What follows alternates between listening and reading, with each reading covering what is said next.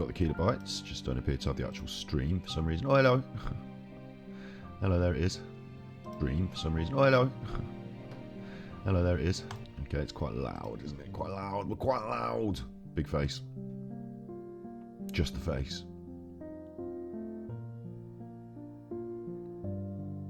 Where's the chat?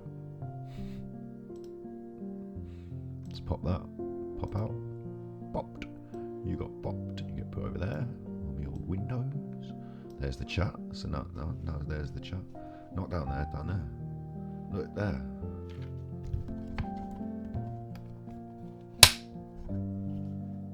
You like that? Hi, you're with Scott. It's Gougie Kid, my stream. It's midnight. It's always midnight. I always forget I'm going to be looking over there to do this. It's midnight. It's always midnight. This is your right ear. And this is your left ear. And now everything is as should be. 1 2 chuffy chuffy 1 2. I can turn that up a little bit. 1 2 chuffy chuffy 1 2. I want to be talking over the top of this music. This music's a little bit loud. A little bit loud. It's a little bit loud. It's supposed to be relaxing. There you go. Turn it right down. Oh, I should have picked the bits out of my eyes. Oh, I should have picked the sleep out of my eyes before I started. You can't see this eye properly, so should have done that. But anyway, what we've been doing today. What we are doing today. I shouldn't chuff around so much at the start because I upload this to YouTube, don't I? Look, here's our Gougie Kid YouTube on the web of a browser. That's it, massive. That's not right, is it? That's not what we wanted to see. On the web of a browser. There you go. That's my window. Let's arrange the chat so it fits a bit more pleasantly in the window. Let's just move the chat. Let's move the chat. So it fits more pleasantly in the window. And you'll see there in our window as well. Not only do we now have chat, but we've also got le chat, haven't we? A cat en français in French. It's not a French cat. It's just a cat. But just there underneath the chat is the cat. Look. Yay. Above my head there is the cat. Finally got a cat to join us for stream. Finally got a cat. He's in the little bed there. He's got his own camera. Cat cam. That's Fatty Omar.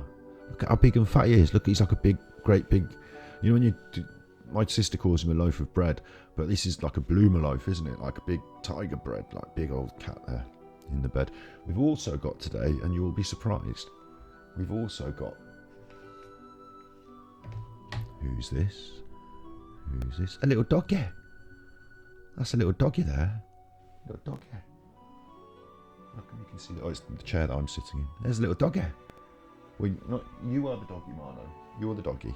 He's looking around to see if you can see another doggy. There's no other doggies, Marlo. It's just you. Got a doggy there. That's nice, isn't it? Both of them are in here today. That music's a bit loud, isn't it? It's going to get worse in a minute. Hang on. Just turn it down for you. So we've got a doggy, but the doggy can't go in the dog bed because the cat's in the dog bed. It's good, isn't it? It's good. You're all right, Marlo. You're being good. Daddy's talking to the internet, to the people on the internet now. He's talking to his friends on the internet, so you just chill. The reason the doggy's here today and not just off somewhere else in the house chuffing about is because it's been pop-pops, hasn't it? We've had the pop-pops, we've had the fireworks, the pop-pops. And the doggy does not like those pop-pops. I'll tell you that. He doesn't. This is a... What's going on with this music in my background? Hang on. Off. Quiet. Off. Quiet. It's so loud in my headphones. I can't hear myself. Oh, I've broken the headphones. Brilliant. I can't hear myself. But then I can't hear myself in the headphones anyway. So it's by the by. Wrong way round.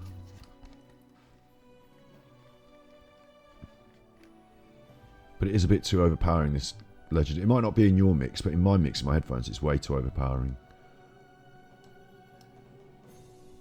That's a chuffer. Let's try this one. This one's much more low-key. Oh, that's better. So we've got a doggy, and we've got our YouTube channel there. The doggy, I was telling you about the doggy in the pop box, okay.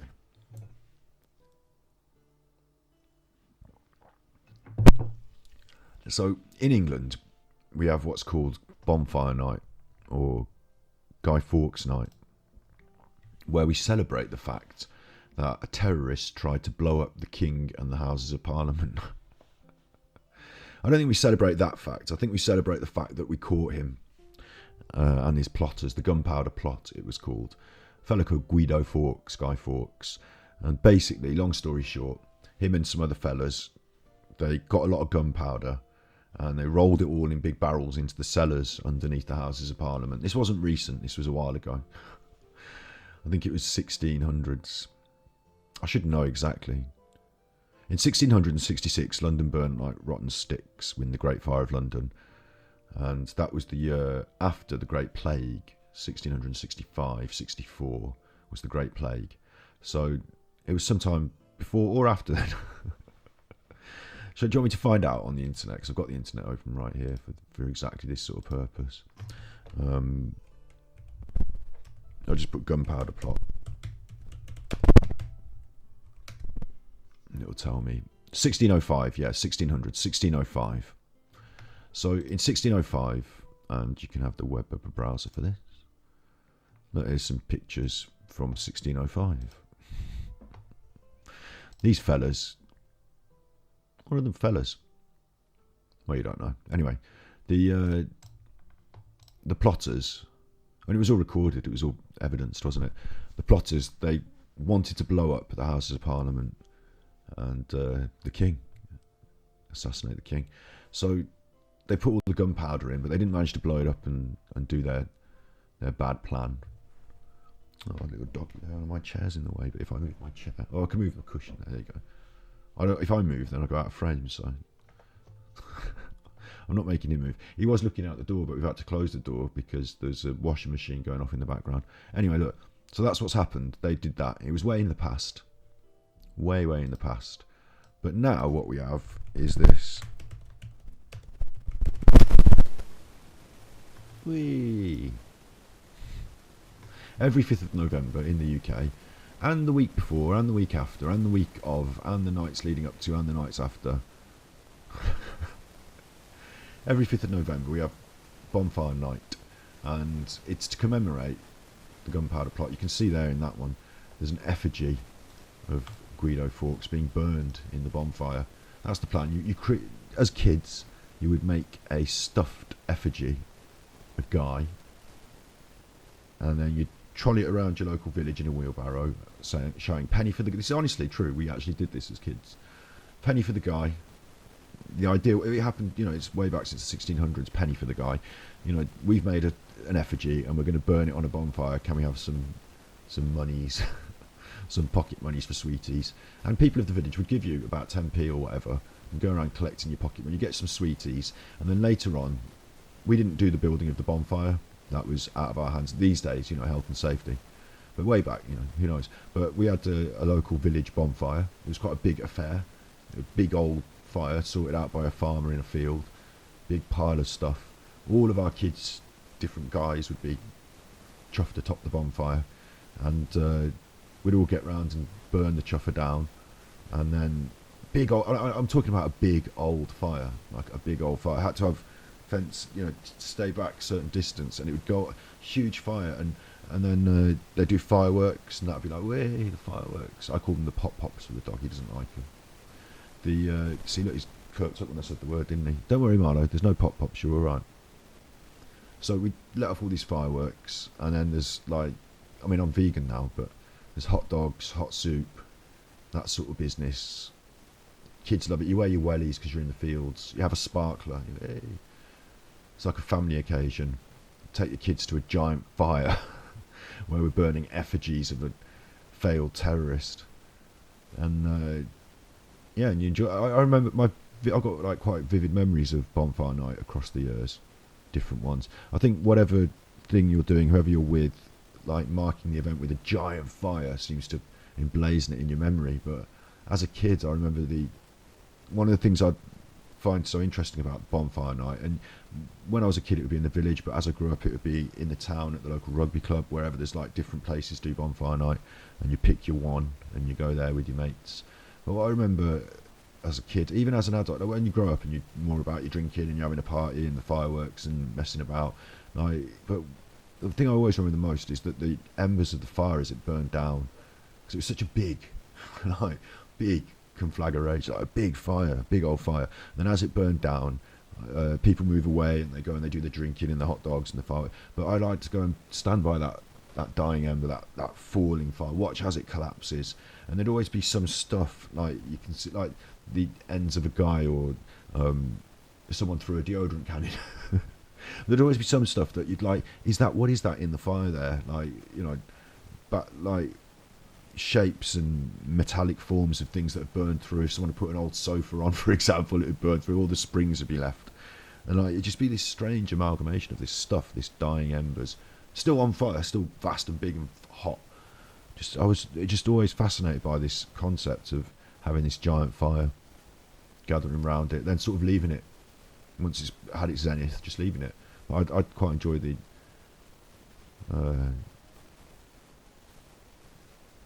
ebb of the embers, yeah. So that's fireworks night and bonfire night. And nowadays, what I've got is I've got a little doggy, and he absolutely hates the fireworks. He absolutely hates them. The popping and all that, he absolutely hates it. We had beagles and I had a foxhound. So when Ruby, the beagle, was a little puppy, like when he younger than him, when she was a puppy and fireworks first happened, I went out in the garden and I took a load of biscuits. And I was like, yay, it's fireworks, yay. And I was chucking biscuits, dog biscuits, not human biscuits, dog biscuits, chucking them around like, yay, yay, it's fireworks, yay. And although she was scared of the pop-pops, like these biscuits going on, and I chucked a few in the house near the door where she was and, lured her out. These biscuits going on and me having a yay, yay, woo every time. She just sort of took her cues from me and said this must be a positive event. These pop-pops equate to biscuits and cheerfulness. So she sort of learned that it was okay. Navin, my rescue dog, not a gun dog, a foxhound, a trailhound, but still, like, beagles, foxhounds, sporting dogs, you can get them used to the sounds, the loud sounds, because they take them shooting, don't they? So, not that I advocate for that, I advocate against that because I'm a vegan, but they do. So when I got this dog out of the rescue, he was quite a scared dog, but even then, with the pop-pops and the fireworks, what I would do is I'd open the back doors, I'd stand out there myself. Navin wasn't so keen to come out, but again, the biscuits, the happiness, Ruby was okay with it. He'd see her, she was okay. So he just learned that it wasn't a major thing. And after that, I don't think he was ever really scared of them. I think once one went off while we were on a walk and he didn't like it, but he was frighty and flighty and edgy anyway. So, it wasn't anything extra, I would say. I think he managed to deal with it.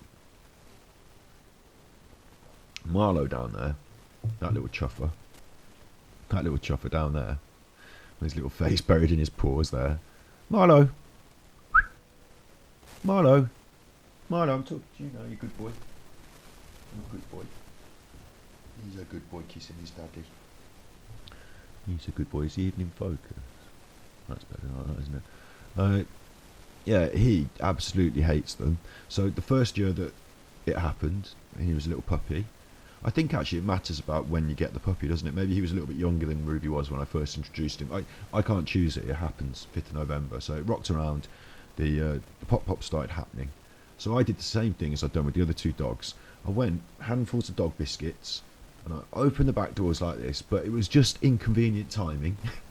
Because as I opened the back doors, one of the giant ones, one of the big ones, the like you want to get the big, they want to get the, oh, he wants to go out there now, does he? Do you want to go out there, Marlo? You're alright. You're alright, you're just moving. You're moving off camera.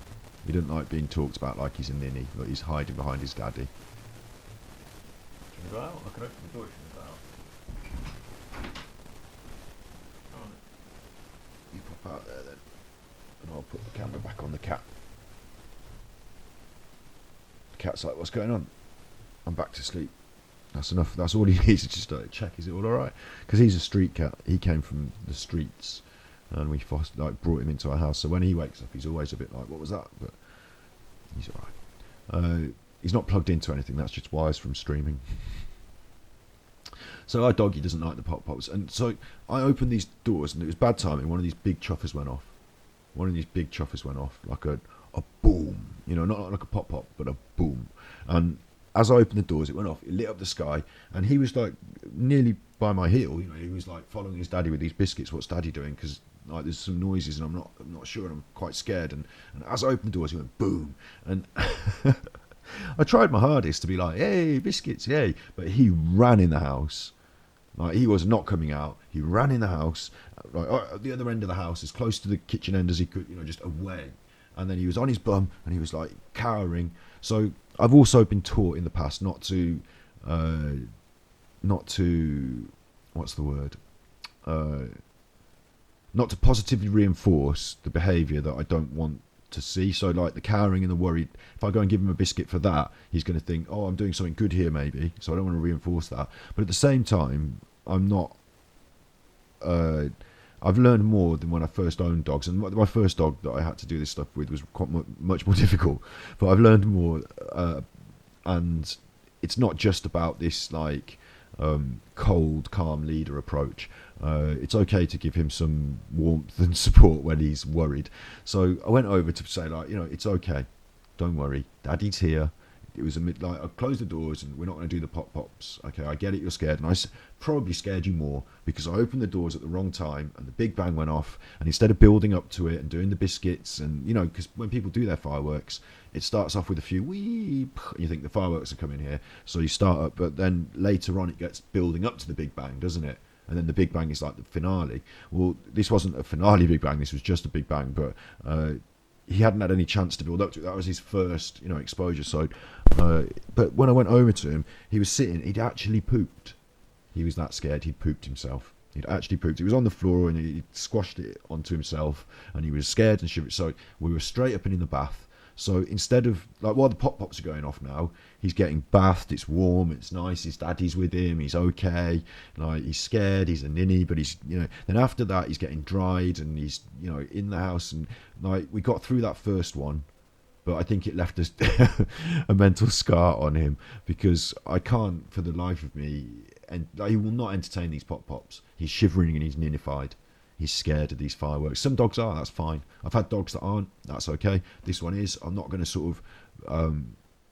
the only way I could train it into him, we tried putting it on the Alexa, putting the firework sounds on. It's like extra trauma for him building up to the event. The only way I could do it is to desensitize him to it through making him listen to it a lot and, biscuits, training, all that. I don't know if I want to put him through it. The other option is that once a year he has a scary night, probably 4 or 5 nights surrounding Bonfire Night, but I don't know. Yeah, maybe I should train him for it next year in preparation.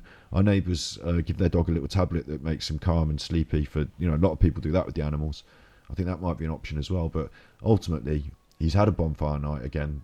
We've had one in the UK, and there have been quite a few pop pops. You can't walk the dog. I have to walk him 3 times a day. They start up at 5 in the afternoon. Yesterday on his dog walk, there were some pop-pops on each walk, the 5 o'clock and the 10 o'clock. And today he's ninnified because there are no pop-pops going on now, but he is ninnified. So he's whimping around. So that's why he was in here today, because he was with his daddy. But he gave up on it because daddy's talking pop-pops. So that's what's been happening. Even more than that's happened, actually. I've been to Birmingham. I could tell you about that a little bit. Some perspectives from Birmingham. Might save that for a little bit. Might talk about it tomorrow. I meant off Monday. Might save it for a bit. If you've got stories to tell, don't just tell them to no one. It's alright, there's not no one here. There's always you. You're always here. And we've got... This is like a live edit for YouTube, so we've got the rest of the people that watch us on YouTube. I wanted to tell you something about that. We've got a new YouTube channel. Another new YouTube channel. What are you on about, Ganji Kid? There's Ganji Kid Chuffers. That's it. I'm supposed to do this at the start of every episode. That's us. And there's a new video there. Look, we asked the questions. Relationship counselling for the single man. That's interesting. And that's all the VODs from stream. So all of them, loads of them. Videos, chuffing loads of them. And then also, at the bottom here, Ganji Puka Warrior Media. You can see our channels, Ganji Kid, Ganji Cuts, Art Chat. So they're edited versions of the things we do on stream. Mental Health Monday, an edited version of the Mental Health Monday stream. So that's all good. And we've got a new one, which for some reason isn't showing up there. We've got a new one. I'm going to have to do a new window for it. Yeah, go on then. YouTube. And if I just do Ganji clips, it doesn't come up, does it? Of course it won't come up. Filters. Last hour today. We'll put today because I've uploaded. There you go. Look, you see, now it comes up. Ganji clips. And actually, it's got the best thumbnail image, hasn't it? It's me and the little dogger. Maybe I should stop using that mushroom, adapted Mario mushroom, and start using this picture of my actual face. But I quite like that little picture of my face and the doggy because the background colour and the doggy. So there it is, Ganji clips. And so what we're doing now is all of the times that, because on Twitch, we're on Twitch, and now I get confused. On Twitch, you're doing the clippies and the snippies, and I really appreciate it. There's like a list of them on Twitch of all the snippies that people have done, so I really appreciate it. Mainly snippies, mainly snippies, Snippy Snips, who's named after the fact that they're doing the clips, but mainly from them. But I really appreciate it, and so whilst I was going to try and name, clip made by on each clip, but it doesn't tell me that information when I'm ripping them. But I'm going to rip every clip, upload every clip to this Ganji Clips channel. I think we need about 1 or 2 a day to keep the tempo of the Clips channel working, and that should help to market Ganji Kid stream. That should help. I noticed that I see a lot of Clips channels working on YouTube. The other thing I'm a bit worried about is that I've noticed I see a lot of Clips channels on YouTube, and they're run by somebody other than the streamer themselves. Like Limmy Twitch Clips Plus is run by somebody not Limmy, and Norm, for example, who died recently, their Clips channel was run by I'm Not Norm. And I think one of these things, I've been worried about this. I'll just say this, and you'll probably think I'm mad, but I'm looking at streamers and their view counts, and I know this is a fact because we've got Devin Nash making videos about it. If you wanted to check that out, Devin Nash makes videos about it. I'll show you. That's Ganji Clips anyway, look. Devin Nash. And, oh look, there's all the things he makes videos about. It's ViewBots on him. ViewBots. How legal ViewBots are dominating Twitch. So there's Devin's video about it. And he's made a really interesting video. I've watched that. And it says legal ViewBots. Legal ViewBots. Now, I'm not sure how it all works exactly. I've watched it. I need to watch it a few more times to get my full head around it. But he's made a really good video there. What does happen, it seems, is like let's say, because I'm not on a streamer agency or anything like that. I'm just a normal person making media from my bedroom like it used to be. But now you've got these companies, these agencies. And so what happens is, if you want to be big, I mean, I've seen some ASMR people like explode and get really big, and I've thought, where are these numbers coming from? Because they didn't used to exist within the ASMR, like the numbers, like even the biggest ASMR people in the ASMR community, you only could hit a certain level of numbers because it wasn't widespread. But even when it became a bit more mainstream, some of the numbers for some of these people seemed a bit extraordinary for the quality and the standard of their work. Let's just put it like that. So what happens is, in this industry, streaming, YouTubing, TikToking, whatever, and it's not just me saying it, this is information I've found out from top people who do good videos, is that you get signed up to an agency, right? You might have a certain amount of, they call it clout these days, number of people that are into you or watch you or whatever. You might have developed a certain amount of success, you might have developed a certain style of media, consistency. You get signed up to an agency through whatever reason. What the agency does is, it's their job to promote you and get you more views, isn't it? The more views you have, the better you're doing, the better they're doing as your agent, the more commission they can take or whatever, the more sponsorship opportunities you can drive. That's where they're starting to get the big money in. So that's the game, isn't it? Well, as an agent, what happens if your agent puts 100 view bots in your stream? What happens if they put 100 view bots in your stream? To me as a streamer, because I'm streaming right now, what happened if you went, and I'm not going to show you the websites because it would probably be against terms of service, but I did have a little look, because let me turn that down a little bit, I'm shouting a bit. I've been on YouTube a long time, and in the past buying views was like this dirty word that it seems silly to me as well, because in the past the concept of buying views seems silly because the views were there to generate, I thought, for other people, this is because I never monetized my account, but for other people the views are there to generate income. So why would you use your income to generate views? Because then you're spending your money on the thing that makes you money. Oh, now I get it. It makes you more money. If you can get on that high end, if you can get trending, if you can get more views than anyone else and you're the top one, then more people are going to start watching you. It's that jump start that you need. So you buy the views to get higher on the thing, and then you're a top one, and then you're a top one. Now, I'm not pointing any fingers, but there are some, because I view this through ASMR along my journey.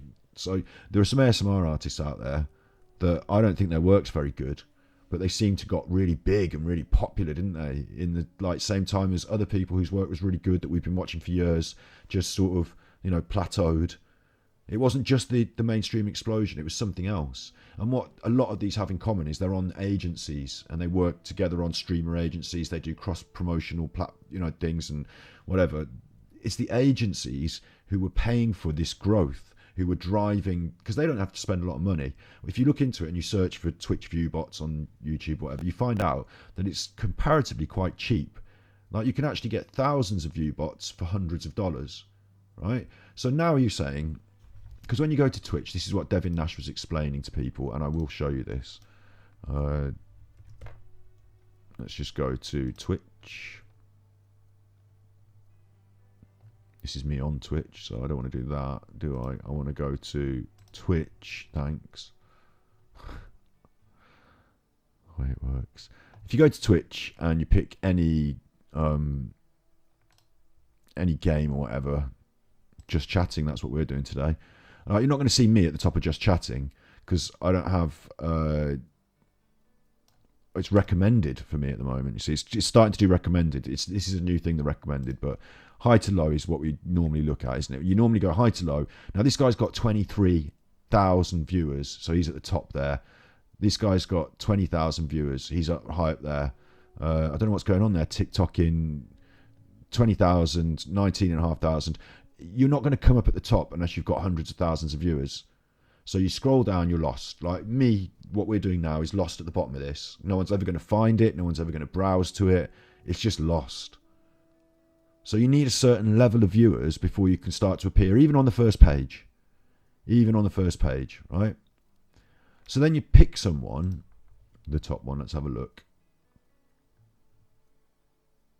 I'm just going to mute them.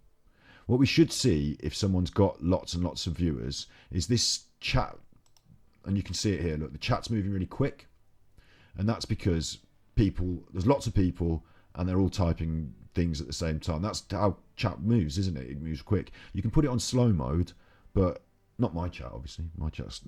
You can put it on slow mode, but it moves really quick. Yeah, because there's lots of people there. If you pick someone who's view botting, now I don't know who's view botting, so I can't just pick someone who's view botting, but I'm assuming someone that's higher up on this list probably will be, because, like, what are you doing on this list if you're higher up and you're not? There's a sponsored one.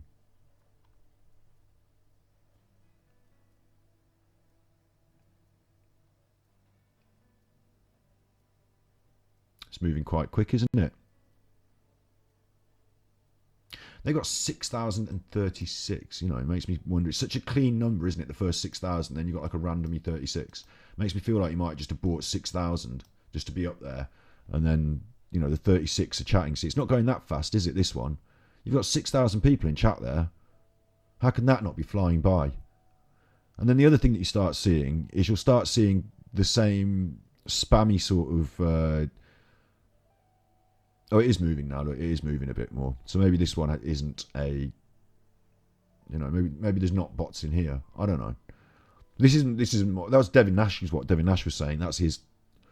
working out anyway. And what you end up seeing, I'll just bin this off because I want to, watch Devin Nash's video about it. He's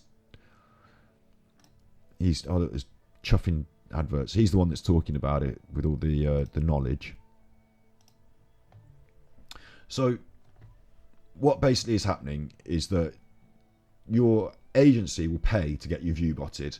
Those view bots, the ins and outs of that, talk to Devin Nash about it. But what happens then is you get put up high on the list. So then you get more people watching you, get your sponsorship opportunities, you're a streamer, you're big, you're done. So I wish I could point the fingers and name the names, because I know, you'll know who I'm talking about, and I know that you'll be able to see them. And now, if you go and look back across people's careers, look back on their popular videos and what happened in there, what sprung, maybe they get this. Most of us get one or two YouTube, surges. We get one or two opportunities. YouTube doesn't suggest every video virally, but one or two will. I've got one or two from the ASMR that went quite well. If at that point I'd hit an agency and said, look, there's your thing, that's your thing, do your thing. You can see the ones that joined the agency that got big on TikTok, that got big on this, that got big on that, because their agents are not just helping them shape the content, but are also probably, not definitely, but he's saying it here, Devin Nash is saying it, probably essentially boosting them. And why wouldn't you? Because you're the agent. Now this is what I was going to try and get down to talking about. I'm Ganji Kid. I'm me. I'm doing this thing. So when I do my my channel, my clips channel, where's that gone? Ganji clips, can I have that? Yeah. When I'm doing my clips channel, I'm actually doing that myself. So there's no way I'm going to pay for a view bot, because it's against the terms of service, and I could have everything wiped off entirely. And not only that, it's going back to the ASMR in the old days, it's unethical. It's stupid. If you want to feel successful because your work is good, then paying for bots doesn't help me feel successful. It makes me feel stupid.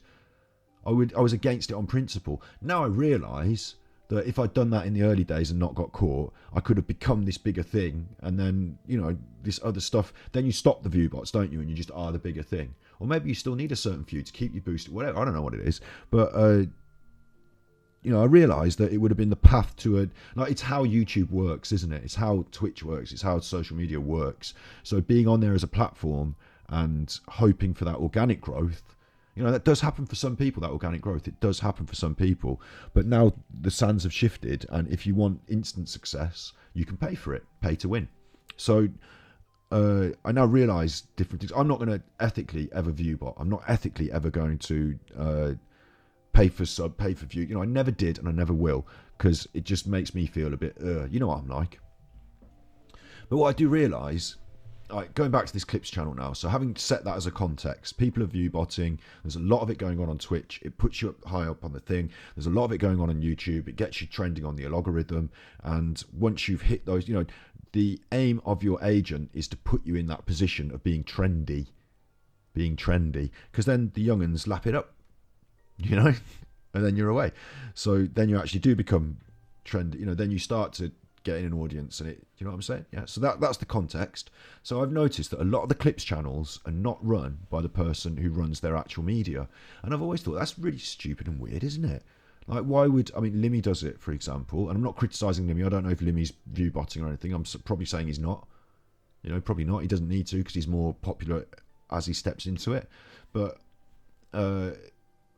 if I make my clips channel, I'm liable, aren't I? I'm liable. So if someone else makes the clips channel, I thought this is stupid because Limmy's not getting the money. If his clips channel's popular and has got adverts on it, he's giving away the money. Well, they could do a 50-50 deal, and this guy could, or fella, or lady, sorry, could, or non-gendered, see, I say guy and it's a patriarchal. This person who makes the channel could actually give Limmy for half the money behind closed doors, or all the money, or could even be Limmy, for all we know, with an alter ego, alternative account, or even Limmy's next door neighbour or friend or whatever.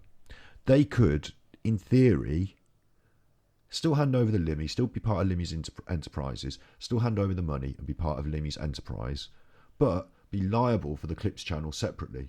So they could then, clips are very short as well, aren't they? A lot of views on a short clip, viral, whatever. That's the way YouTube likes it a bit more. The long form, the 2-hour stream that happens live on Twitch. That's a different place. You want to be discovered on YouTube because it's a discovery platform, and then you move that audience over to your live stream if appropriate, and the two feed into each other, don't they? So it's actually beneficial to have a thriving clips channel, probably as an advert, probably thinking of it as like an advert, not my main content. I'm not here making clips, but as an advert for the main content, to bring people in, to be easier shared, easier discovered, little clips, lots more of them, because it's not a 3-hour episode, it's a little clip from a 3-hour, lots more of them, more velocity on the YouTube algorithm. YouTube likes it, it works. So a lot of people are doing it, but a lot of people are letting the liability sit and the profitability sit with someone else. And I thought, that's so weird. Now I realise, even though I've just started my own, I realise that if you want that YouTube success and you want your advertising to work, then what advertising agencies do is they pay for it to work. They pay to win, don't they? They pay for an advert to sit in front of somebody. Well, paying for views and paying for view bots, and even nowadays, you can find on the, I'm not going to show you where and what they are, but you can find on the internet people who aren't just selling bots, they're selling actual people's time in countries like Uganda or Sri Lanka. Like, in another country, there are people sitting in a call center and you can pay them to go on your Facebook and go on your YouTube, and in the thousands, real people. So now how do Twitch and YouTube, how do they deal with that? How do they how do they say that's a view bot and that's fake, that's not who's paid for what? It's very difficult for them, I imagine. And also, do Twitch and YouTube want to stop it? Because they are getting a lot of views. It is promoting their work. They're selling the advertising space, aren't they? They're selling the advertising space. So if you can say to your advertisers, 2,000 people watch this, or 1 million people watch this per minute, our platform entire, all those good numbers coming in are good. So if someone else, Mr. Agent, Mrs. Agent, non-denominative gender agent, wants to pay $500 for 1,000 views or whatever, I don't know the going rates. I looked into it to see what Devin Nash was talking about, and I can see that it's affordable. That's what I'm saying. And to an agency with marketing money, of course it's affordable. If they want to spend a load of money pushing you up the rankings, then they can, can't they? And they do, obviously. And then that puts you at the top of that thing. They get a sponsorship, they get more money back, and everyone's happy, aren't they? So it's funny, isn't it, that it's pay to win. And of course, if you're going to pay for an advert, why wouldn't you just pay for the views? Because the advert's trying to create the views. So why don't you just pay straight for the views? If you're an agent, it's business. Yeah. So I see that happening. Me and my sister were watching a channel the other day, and I was talking about this, and we were seeing, it was that thing of the chat's not moving, but you get these repeatable and regular chat messages from someone called something like Sword Hat 42 or Cat Badger 45. The cat piped up. You see these names, and they're just like generic usernames, and then their comment is just like !mouse or just like a generic, Twitch, or tell me about your mouse, or tell me about your keyboard. And she said, yeah, but people want to know about what mouse they're using. And I said, absolutely not. I said, they're bots, and the reason that they're choosing the bot message to be !mouse or keyboard is because they've got a sell-through on mice and keyboards. So now you've got a Twitch chat which is not just populated by bots, but they could be real people in Sri Lanka who are promoting and advertising, please look at the mouse, please look at the thing. And it's just so that people like me and you and the real people are watching and saying, oh, look, wonder what mouse they use. It sleeps into the psyche. So that's happening.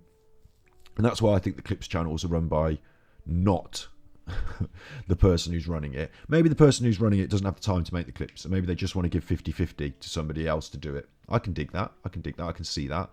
But maybe it removes the liability. And like I said, so what would stop you, my viewers, my loyal supporters, if you went onto a site with, view bots and real people in Sri Lanka, if you paid $100 to get me 300 views, what can I do about it? I wouldn't know it was happening. I wouldn't have paid to do it. So if a third party chooses to do this, I think it's very difficult for Twitch or YouTube to penalise the producer of the actual media that's being viewed. It'd be even more difficult if it was a third party, because it's not even me doing it. But for them to even figure it out and to catch it would be difficult. And then, like I said, they actually want those views because they use that data to sell their advertising space. So it's good views for them. As long as the advertisers don't work it out, it's good news. So I actually believe that goes on a lot more than we think. I really do. And I think a lot of the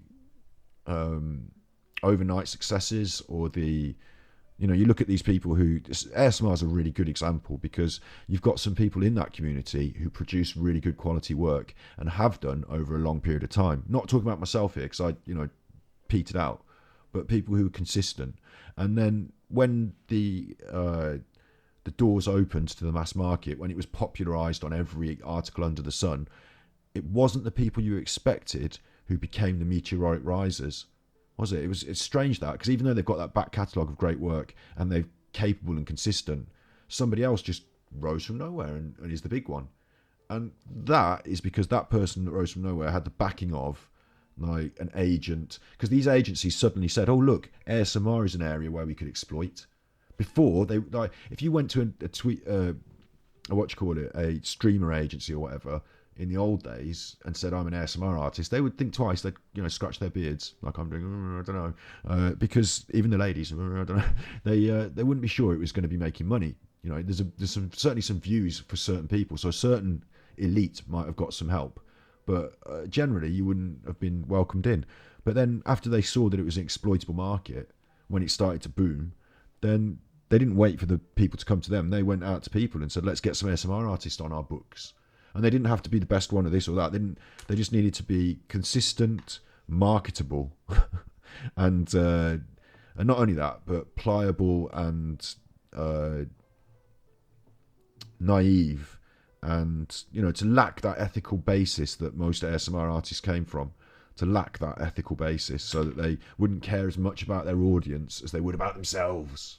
And those people get the phenomenal push, and suddenly out of nowhere, then they've got a cameraman and an editor and you know, all those things.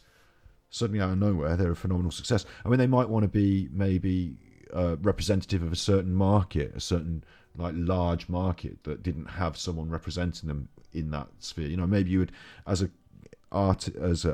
agent, you'd get together and say, look at the markets, who this one represented by this one represented by this one niche, unexploited. You know, maybe it'd be a certain language market, or I don't know. But these things happened. There are certainly some very good ASMR artists who I think are brilliant, who deserve to be on an agency, whose agencies probably don't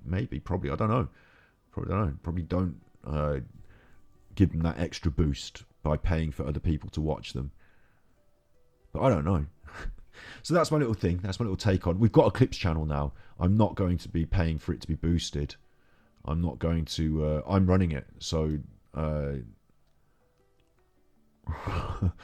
really don't. You know, maybe I'm being naive. Maybe not getting the fake views and the view bots. You know, maybe not spending my donations on that to help the thing grow is totally naive. Maybe because I don't know, do I? I don't see the workings of all these people in the industry. I don't see what's happening, but I see a bit because people like Devin Nash, you know, uncover a bit. But you know, maybe I'm being naive. Maybe I should just be my own agent and just pay for all these views and become bigger overnight. And maybe that would lead to a more long-term stable growth. And maybe YouTube would never penalise me, and maybe Twitch would never penalise me. I don't know. But ethically, I do know. That's not how I want to, you know, that's not how I want to be.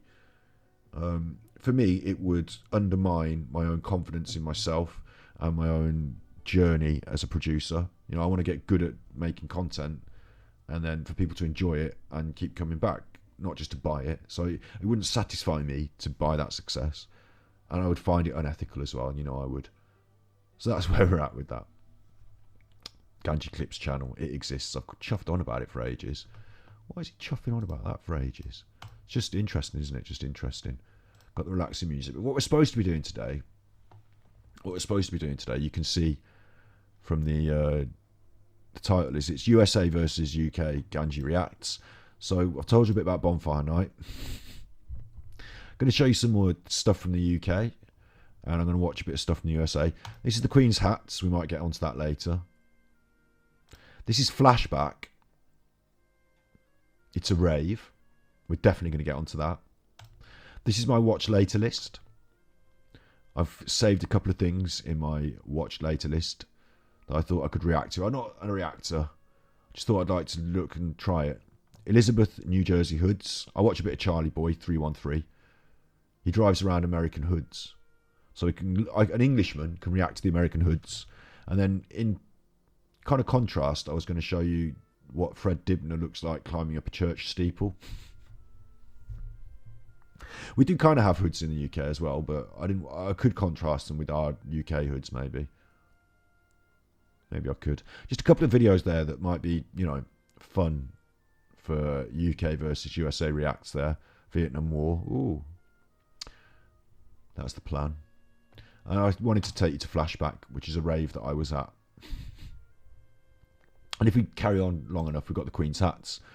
But weirdly, this little chat about clips, streaming, the way it works. Now that I've told you that, remember, next time you go and watch your favourite, not your favourite, any favourite, a top streamer, and they've got like slow-moving stream but shed loads of people in there, or the people all want to know about what kind of mouse they use and keyboard. You just question it, I guess. I don't know if it matters to you. That's the other thing. I don't know if the audience care. What would you care if I paid for 3,000 people to be here watching this and commenting mouse keyboard in the chat? I don't know if you'd care. What the only difference would be, I'd be higher up on that list and more people would stop in and start chatting and wouldn't notice and not care. Twitch benefits. I wonder if they took all the view bots off Twitch overnight, how many people would really be here? That's something else I wonder. It's hard to know, isn't it? And it's interesting because I'm in the market, aren't I, essentially? I'm in the marketplace. I'm here on Twitch. So I'd like to know the answer. I'd like to know what the real lay of the land was. And the other thing is I'm never going to move to LA, and I'm never going to embroil myself in the devil's practice of marketing in that way.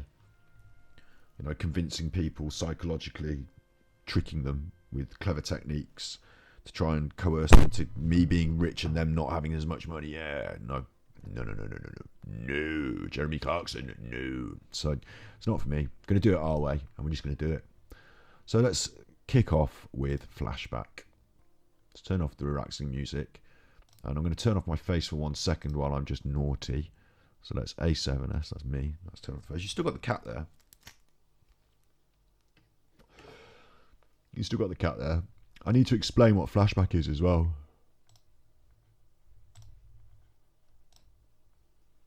This is the actual flyer. I remember going and picking up this flyer, piece of cardboard with that written on it. Some strong tea, I'll tell you that. Hang on. That's some strong tea I'm drinking. The Flashback. So I was I'm not going to tell you exactly how old. I was definitely not old enough to go in a club. But old enough to look like you're nearly old enough to go in a club. I mean, look, these are the sort of chuffers that you're going to be chuffing around with.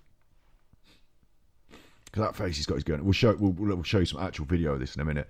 But this is the thing. I want to tell you about these people first. We had in the UK in the early 90s, we had this convergence of cultures. In the UK, we've got reggae sound system culture. Let me show you. UK reggae blues party Brixton. So what would happen, and this is like 60s, 70s, maybe late 80s, this is the lead up to this cultural change, is you've got a lot of people in Brixton who have come over from Jamaica, and they're part of the British Empire. I said they come over, like, you know, they're part of the British Empire. Jamaica is a British imperial, you know, tap the microphone. It's a British country, so they're British, and they've come to the motherland, in inverted commas, of the UK, United Kingdom, England, where the Queen is living, and they've come to enjoy economic prosperity. So good luck to them, in my opinion. And you know, during the war and stuff, these we all fought together, didn't we, on the same side against the bad fascism. So this cultural melting pot of young British, Jamaican people culture, older Jamaicans as well, you know, not just, but the young predominantly drove. You'd have this sound system culture and parties. So what would happen is that you'd get a big speaker system. I mean, you talk to people, they'd have these in their houses. Look, they're outside someone's front door there on the high street with that speaker system. So these speaker systems, these like sound systems, would be used to broadcast the reggae music, and you know, big parties, house parties, local events, we'll say, were the norm amongst the Jamaican, British, London, predominantly London, but you know there are other areas, other cities in, you know, Birmingham, Manchester, that have this same sort of culture phenomenon through the 60s and 70s, late 80s. So that's happened. That's going on. They're broadcasting their dancehall reggae through that sound system. And dancehall reggae is like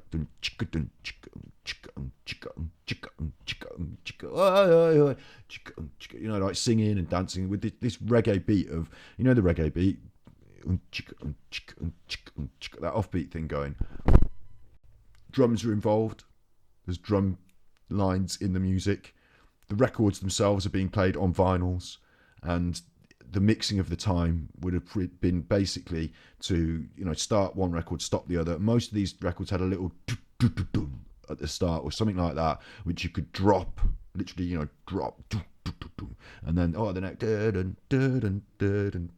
next record, yay, dancing. So that's reggae culture, that's dancehall culture, and the DJ would play the records, and the selector would select, like, there'd be a different person, or maybe the DJ would be the selector. You know, maybe you could be a selector and not be a DJ. The DJ is the selector, of course, because they select the records. You know, I'm confusing things a little bit there, but the selector is like you know, you have these important people that are running the sound system, and the selector is one of them, and another one of them is the MC, right? Now that guy might be an MC. He might be. There's some MCs there. You know an MC these days because you've seen rappers. You've seen rappers, you know. But the MC, traditionally in a sound system culture, before we had dance music, this is before, because they've got CD decks there. I'm talking about before dance music, when they're playing a dance like this. The MC would have been a link between the crowd and the selector. So their job would have been to keep the vibe going, to keep like people dancing, to hype things up, to talk about the records that were being played, and to, like I say, that like you're this, because I've been an MC, this intermediary, this like you know, this connector, this like the electricity of the crowd and the power of the DJ, and you're there conduct like a conduit between the two.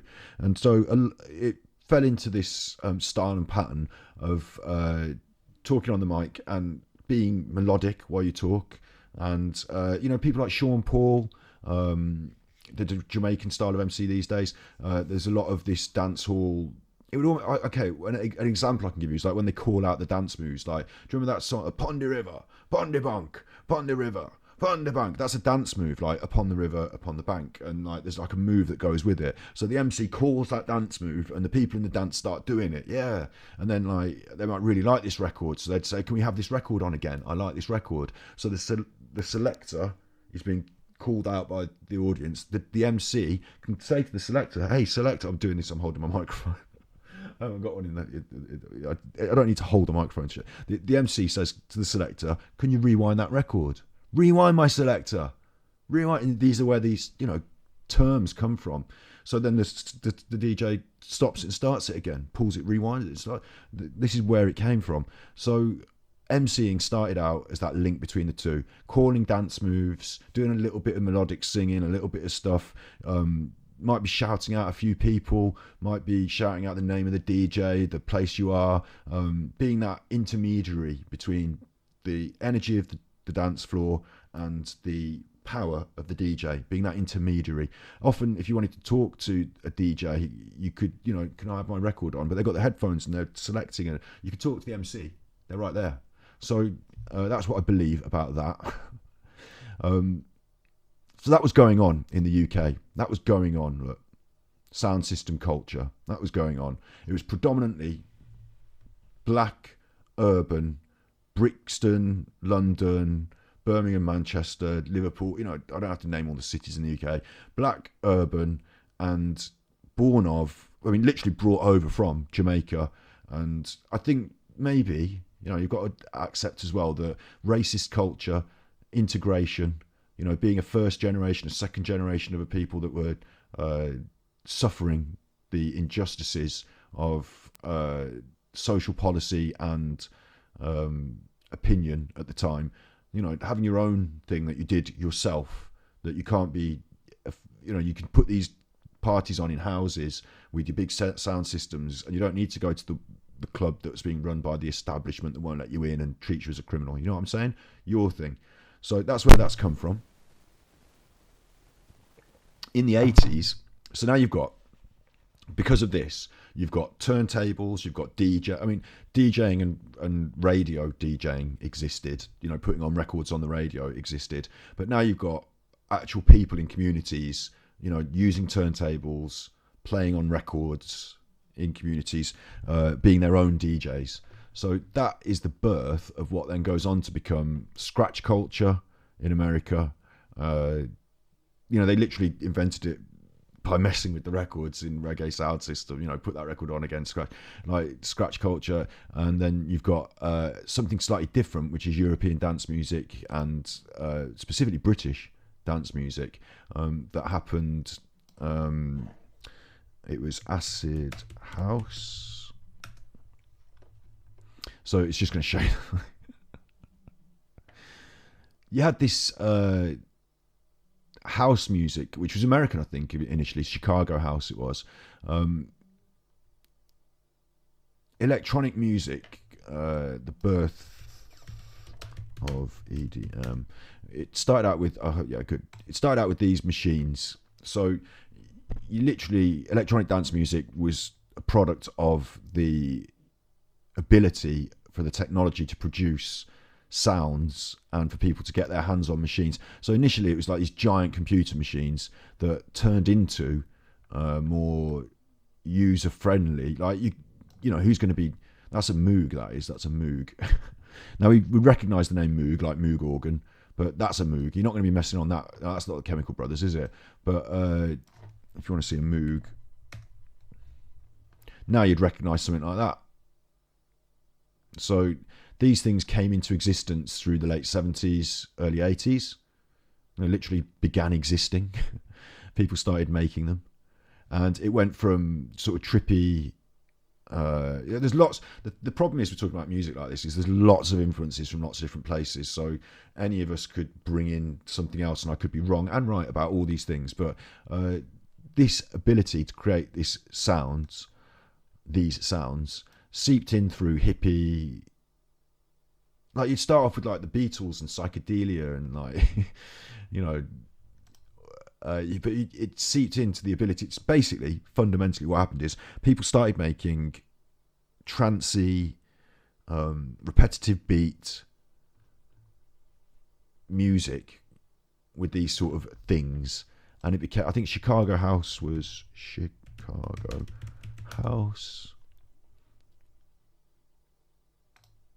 house music, mate.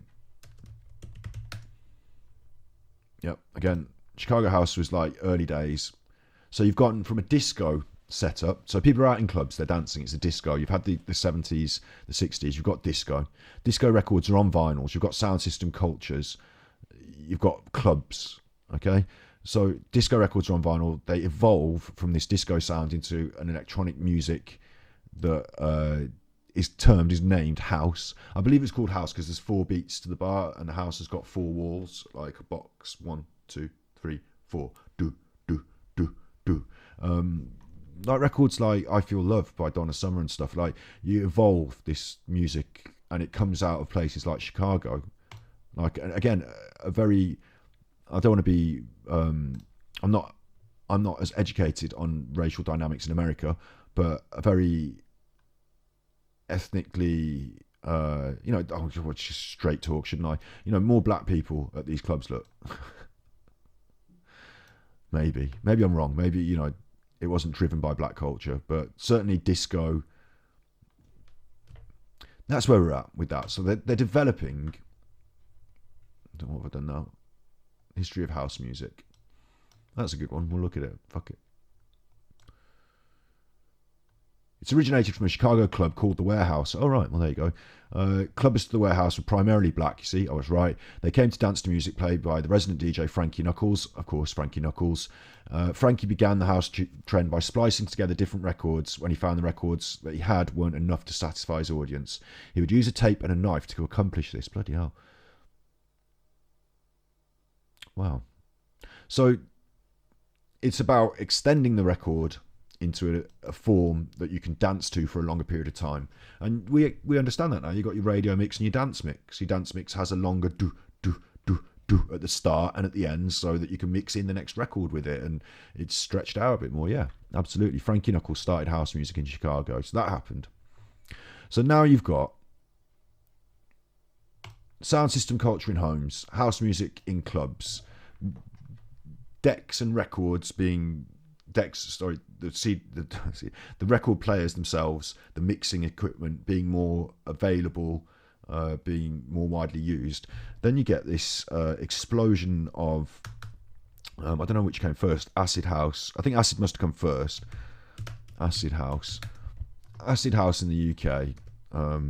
Let's have a look at the factory, I suppose.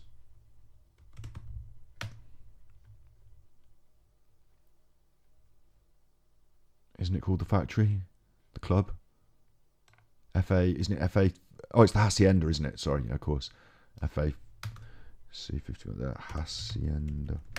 So in Manchester, they like to lay claim to this, but who knows? But in Manchester, you had this club called the Hacienda. The record company was Factory Records, and they were producing what was basically the cutting edge of urban music at the time. It wasn't based in house music and acid music. Factory Records were just an art record label, so they were avant-garde, they were modern, and they put out books, records, media. Everything had its own name. So FAC, like FAC 1 would have been a certain record, FAC 32 would have been a certain record. Everything had it. So FAC 51, the project was the Hacienda, and that's what they called the club, the Hacienda. But everything had its own log name that they did. Every piece of media, art, whatever that came out had its own name. So the club itself was, it says Second Summer of Love, Acid. I think I get a bit confused by this because it was just happening while I was young. But you can tell obviously that there's a drug involved. Acid house was about this house music, but about taking acid, the drug, LSD. But it wasn't being done by hippies. Look, this is a good image. That's like the more traditional hippie image, isn't it? You've got your headband and your flower girl, and she's got the smiley face for the acid. But at the clubs in Manchester, these people weren't hippies. They were young, modern, urban 80s and 90s kids. So they're in gritty streets, maybe. And one of the features of the Hacienda being in Manchester and other clubs in Liverpool, which you can verify by listening to podcasts from interesting people, and not going to promote anyone specific, but what would happen is that young kids in gritty urban culture, and probably every young person, was introduced to and exposed to an ever-growing drug trade, and this was the place that you could go and escape to. Like people, I've heard in these podcasts, like people would go on the rob just so they could go out at the weekend and rave it up. So I didn't do that. I didn't have to rob. I was fortunate, but this is what was happening. These acid house parties, people at clubs, raves, getting wasted, all dancing to the music, all having a great time, not getting drunk, not having big fights. It was a different vibe, and that's why it was coined the Summer of Love. And it wasn't just acid. Acid was happening on the streets of places like Manchester and Liverpool and Birmingham and London. Acid house was taking over because acid was the available drug that was being profligated amongst these youngsters. But what happened in Ibiza is that ecstasy and MDMA is ecstasy, took off in a big way. Oh, history, please.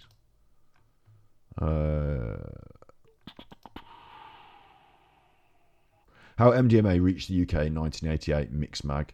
The drug filtered from the Starak to Osho commune after MDMA was outlawed in the USA. It moved to Ibiza with the so what was happening was that Ibiza was the party destination. Don't know why that's Holland there. I thought it did. The drugs were being transported between England, Europe, and Ibiza. But Ibiza was the I don't know why it didn't show me what I wanted to there, but anyway, Ibiza was the big party destination island. It's South Balearic. It's like off Spain, and you go there in the summer. If you've got a little bit of cash, you don't. It's not even should you explain the summer holiday concept to people? I don't know if I have to, but in America it might be different because you've got this huge country, and I don't know how it works. But if you want to go on holiday in the UK, you literally just jump on a plane for a couple of £100. It's not that expensive, and even back in the day, and you'd fly out and you'd fly to a resort like Spain, France, Ibiza, one of these places, and instead of being just amongst the locals, it's all set out for you. It's all tourist, isn't it? So it's all hotels. Everyone in the hotel is from the UK. You fly as a big group. You land as a big group. You're all there as a big group. It's like packaged up together. So they call it package holidays sometimes, when you might pay, I don't know, £1,000 for the whole week and everything all in, and you just jump on the plane and you're gone. So in the UK, there's this sort of cultural concept that you work all year for your summer holidays is your bit that you get to go on and enjoy yourself. So it's hedonistic, and you kind of not even out of it's not like a summer holiday where you went to southern Africa and you had to learn things and ingratiate yourself with the local terminologies or anything. It's basically like everyone from England out there in the sun, so now we're enjoying it. It's us, it's our place now, we're taking over sort of attitude. But these huge clubs, these super clubs in Ibiza, and Ibiza's not just that, it's also got history and beauty, and like every tourist club, like I think you might recognize from talking to American terms, Spring Break, and there's this place in Mexico they go, isn't there, that you would tell me in chat if you were here, that I can't remember the name of. They go there on spring break or whatever, and loads of American people all turn up there. So it's got its own local culture, and it could be a beautiful place. And it's not just about the spring break. You do get high-end people who are at nice restaurants doing nice things with big mansions and whatever, as well as that dirty strip with all the ravers. Yeah, so it's got that. It's an island anyway. And what happened is that all the UK people went out there on holidays, specifically if they like drugs. I'm joking a bit there. It wasn't just about the drugs. Oh, we've got the doggy back. Hello doggy. I'll do your dinner in a minute after I've talked to the internet. But it was actually about the music. They set up super clubs. They were called super clubs. Cream. That's the name of a club. Anyway, I've off the top of my head, trying to remember the names of all the clubs in Ibiza. I never went to Ibiza. It wasn't my sort of music. I'll tell you why in a minute. They set up these super clubs, and it was house music. So house had formed really solidly into its own thing at this point. 4 Beats, Freddie Knuckles. It wasn't just him anymore. There were lots of DJs now, lots of producers. It was easy to turn pretty much any kind of mainstream song into a house mix. It became big. It was popular. It was emergent dance music. You're going out, you're clubbing, you're dancing. House music, great. But for me, I've always felt that house music lacked something. Felt it was a bit meh. That modern word meh is a bit right for me in house. You'll find out why in a minute. Something more edge I prefer, but it didn't quite click with me. House music, it's a bit bland, a bit Coldplay, a bit yellow. But at the same time, so you're out in Ibiza, you've got MDMA. Now, ecstasy being produced in large quantities in Europe and Ibiza. The people are going out there with their acid house culture. They're taking this new drug, MDMA. I don't know why it's got a Trump one there. Ecstasy. They're taking ecstasy, and they have this like conversion, because ecstasy isn't just about feeling like messed up in the same way acid is, and it's certainly not about your own sense of. Oh, hang on, why did they? Oh, is that muted? Turned off all the music for some reason. Don't know why I did that. Great. Now it hasn't had any music behind it the whole time. That'll work well in the edit. Where's my chuffing window? It wasn't all about ecstasy. Cocaine, if people are high on cocaine, they're basically all arseholes. They're all like, me, I'm tough, I'm brilliant. Oh, truffa, me. But it turns everybody into an arsehole. And then as they come off it, they're like edgy and paranoid. And did you say something about me? And what's that over the window? And like, it's a horrible... Like, it doesn't make for a good group dynamic. Whereas MDMA, the effect it has is to make you lose your inhibitions in such a way that you're like, oh, I love you, and we're great, and aren't you good, and give me a hug, and can I help you out, mate, and isn't it great that we're here together just as humanity, and you tell your friends you love them, basically, and even if they're not your friends and people you don't know, you might still tell them. And not in the same way as alcohol either, in the same, like, you're slurry and messed up when you're drunk and confused. It's not the same sort of way. You still maintain this, depending on how much you take, you still can maintain this lucidity, but you just have an emotional rush of a positive wave. And because it's about love and feeling love, it can't be at the end of it, when it's gone, you don't sit there and say, well, that was horrible.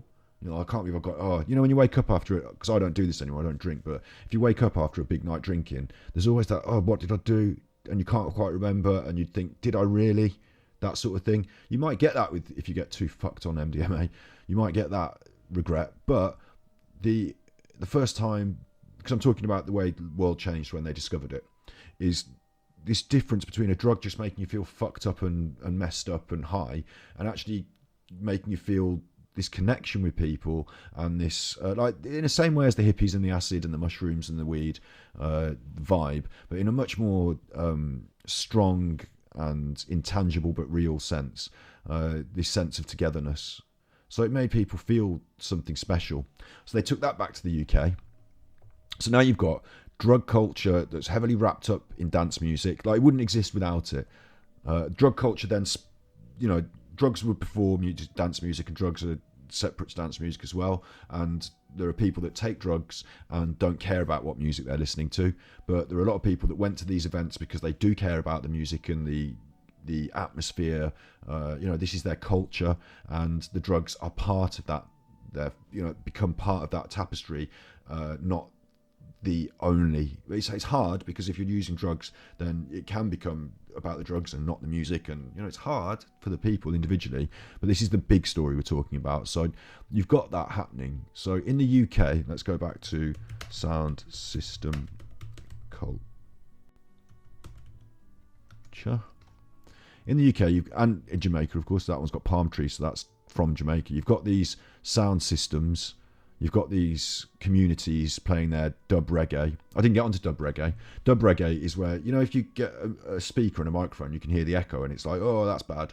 In what they did in the studio is they're like, here's my reggae sound, here's some speakers and some microphones, and there's some echo. Even sounds like lawnmowers and chainsaws and stuff echoed through the mics and messed up, recorded and put over a recording and layered over another recording. When you record on something else, it's called dubbing. If you dub the voice, take out the voice, dub the voice, became dub reggae.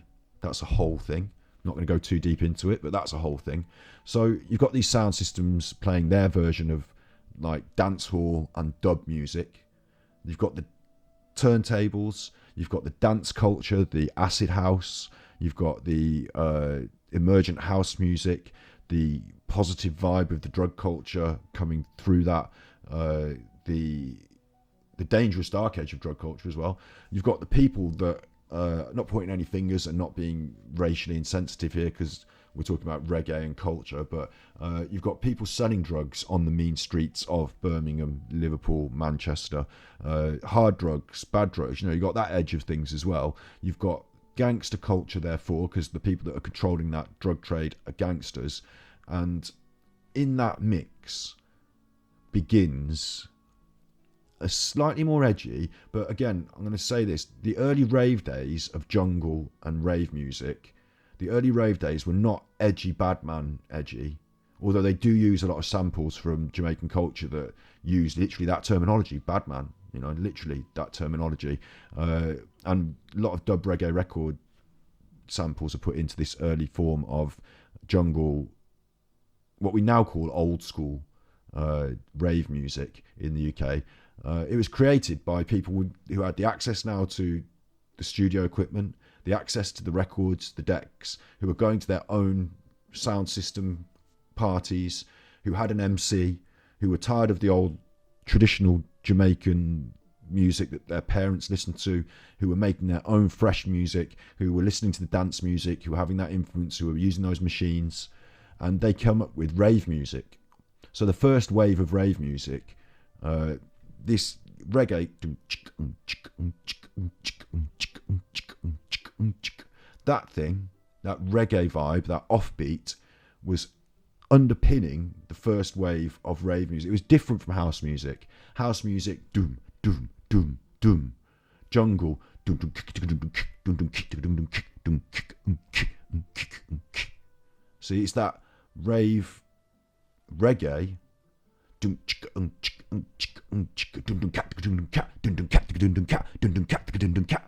Suddenly you've got this other kind of beat that's formed, and the early Amen jungle beat wasn't formed at this stage. It was people in the studios with the machines and the drum machines that started to form the more popularised, but certainly the break beat, what we would term the break beat, the dun-cat, dun-cat, dun-cat, dun-cat, that is different from dun, dun, dun, dun, dun, dun, dun, dun. So much so that it's uniquely different, isn't it? So we're not going to listen to loads and loads of rave music because I think it'd all get copyright, but we're going to look at Flashback now. After all of that, I've explained that. So now what you've got when I grow up in the early 2000s, late 90s, is I grew up watching people referencing ecstasy and club, like the music itself, self-referential, actually on television. And I grew up, like, I remember being probably 10 or 11 and like loving rave music and having no concept of the drugs that underpinned the vibe that was underpinning the event, or having no concept of the Jamaican culture and the offbeat and the ska tone and the MC, and, you know, having no concept of that, just loving the sound and the style and the music. So when I was able to, you know, when you're young and you go to a club, but you don't, in the UK, you go a bit younger. In America, you're 21s, aren't you, for your drinking and stuff? But in the UK, you're 18. So if you look 18 or can pass for 18, so if you're 16 or 15, I shouldn't say that, but, you know, we were going to these raves and not feeling threatened or worried because it was all about this positive vibe and this wicked thing. And so you learn the music first, you experience, like, I actually got into this through when I was at college. One of my friends reintroduced me to what became the form of, like, we call rave music, and then you've got drum and bass, like, because I was a raver when I was like young, and then I liked rock music and I went to a lot of rock gigs, and then when I was old enough then to actually go to these clubs and stuff, I started going to the raves. But before, I liked rave music like when I was 10, so I couldn't go to the raves. But drum and bass, that dum cat, dum cat, dum cat, dum cat, that's the drum. And the bass, because what they were doing when they were making these rave tracks is they were putting together their own music from cut-ups, from other bits, but also from the synthesizer machines. So they were using drum lines, they're making their own drum lines, they were making their own bass lines. And this is where it comes from. They started in-house, making your own house bass line to go with your house record.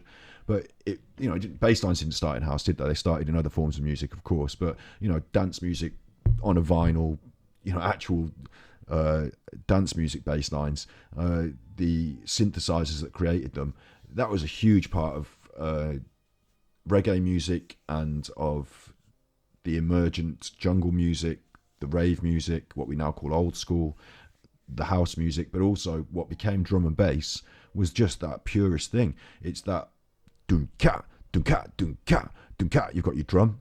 You've also got your higher that sort of drum line. So you've got a solid space that exists in, and then down here underneath all that is your boom boom boom boom boom boom, your bass line, and that's huge, isn't it? In the club, that's your form, that's your structure. A huge bass line, sharp drums rattling over the top with your hi-hats and things. Slide a melody through, the mid to high points of that. You're done. Drum and bass. It exists. It's wonderful. My favourite form of music, probably.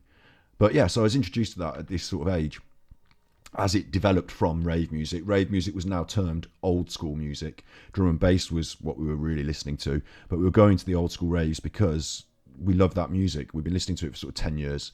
And then drum and bass was like a room within this, like a side room. It was, at this point in the 2000s, drum and bass was its own full-flowing, club nights and raves of its own. But me as a person, that's how I entered this. So I was at Flashback's 4th birthday at the Q Club.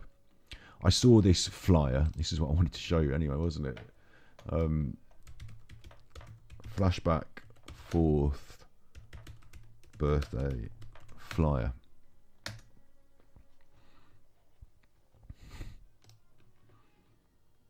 I need to put Q Club in, don't I? Because otherwise it won't. So when I saw this flyer in our local skate shop or wherever, it didn't look exactly like this. This is a done-up one for the internet. But Groove Rider, I was like, yes. Groove Rider plays that drum and bass. He plays that Groove Rider. He was big at the time. So I thought that's a good name. I haven't seen Groove Rider before. I'd like to go and see that. Seduction, LSD, they're proper old school. They were the people who developed that old school. No one was doing it. They were doing it. New form of music in the late 80s. Seduction, LSD. Tango featuring Ratty doing a live PA. Same thing. Old school. Mistress Mo, Pilgrim. Old school. Lenny. Like these names now. Lenny, Robbie D. MCs they are. Lenny and Robbie D. And then his other room, the second room, Progression, you see, like, because I can move on from this, presents drum and bass. Mickey Finn, man, he was badass. Marky G and M Zone in the techno room, we loved them as well, so we went to see a bit of Marky G and M Zone. So that's the lineup, and I saw that on a flyer, and right, we're going to that. The excitement that used to go through you as well. I can't tell you all the stories in terms of service, but the excitement, the thrill, because I suppose I might not get let in. I might get told you have to leave. The bouncers might want to check in my pockets. Not that I'd be doing anything naughty. The bouncers might want to check it. Look, anyway, I haven't even got ID. I'm not even. So we go to this. This is what we go to. And I wanted to show you this because we're supposed to be doing react to things. But I just wanted to show you this. So here we are. I'm talking about it. We're doing it. See how it works. I'm going to try and reduce the volume. I'm not going to mute it. I know it'll get copyright strikes. So I'll just see how we go. I might stop and start it. We'll see how we go. Just want to introduce you to, an actual real element of my life. I don't think I was in the queue. I'll tell you something. We didn't used to want to stand in the queue at the start because then they have the bouncers and the police dogs going up and down the queue. And you just don't want to be stood there while that's happening. So what we used to do is go to a pub or somewhere else and drink. And we'd probably turn up at about 11, 12, half 11. So that it's still early enough for us to be there because we want to be there into the night. It goes on till 4 or 5, maybe 6 in the morning. So we probably leave at about 4 or 5 o'clock. So be there, but we didn't want to be there in the queue at the very start while there's police dogs and sniffing. So we go and get drunk first. We'd hope to just walk straight in. You hope when you turn up, there's not that many people, you walk straight in. But there always was a bit of a queue. But these are the people even before it's begun. So hang on a sec. Now we'll stop relaxing Zelda. We'll start with the non-relaxing. We'll see how this goes. All right, they're using a record straight over the top of it. So that's a problem. It is the sort of old school music that you want to hear from my description of it. But I don't want it to be heard because it will ruin the... Should we just have the relaxing Zelda? And I'll mute that. And sometimes we'll swap between the two. This is the cue. Proper quality media back then. Look, I'm going to be stopping and starting it all the time as well. Little few pauses. People are dressed like they are in the 90s. I had a jacket like that. That could have been me.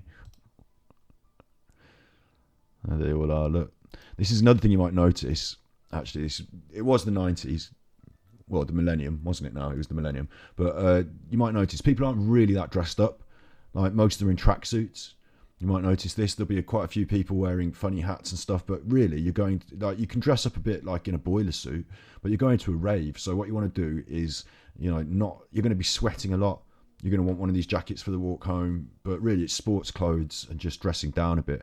Like, you're not really dressing up as such. I think I would have been wearing white gloves, a white fishing hat. I'd have had my whistle, my horn.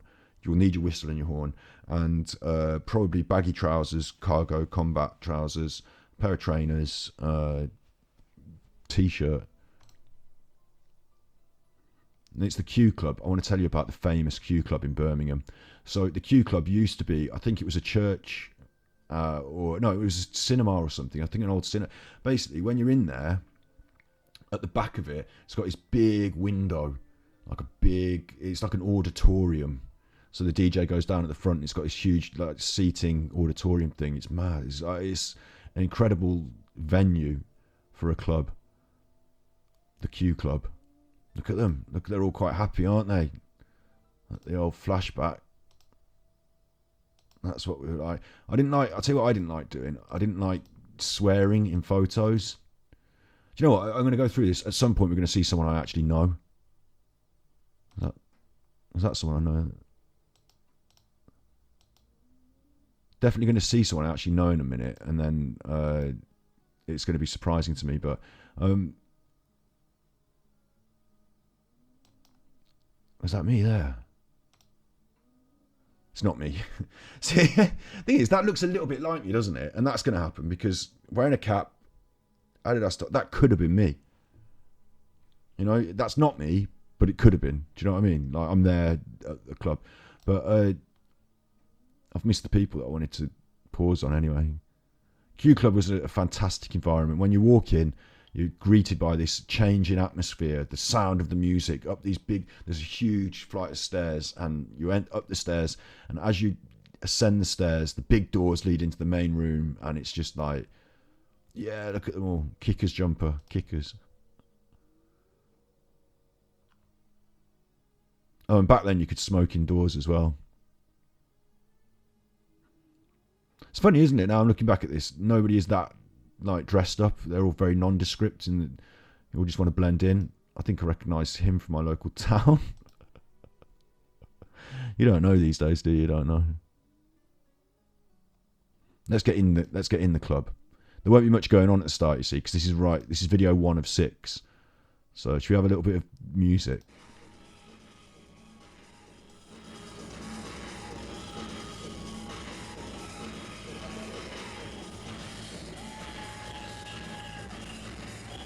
That Helter Skelter is in reference to a rave that goes on. It doesn't go on anymore. It's now called Slamming Vinyl, I think, but down in Milton Keynes, and it was drum and bass predominantly. So that's somebody who likes their drum and bass and old school, and they've drawn it on their high-vis jacket. You'll also see that high-vis jacket is being held up by a pair of gloved hands with holding neon glow sticks.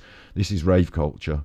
So the white gloves are because when you're on acid or when you're tripping on MDMA, not that that's against terms of service. I'm not, suggesting you should. I'm talking about culture. When these people were on it, if you do this with your hands, it creates like trails in the air, it's like visual hallucination. And so I used to wear white gloves. You wear the white gloves because when you're dancing, like your hands are like out there dancing, like it's entertaining.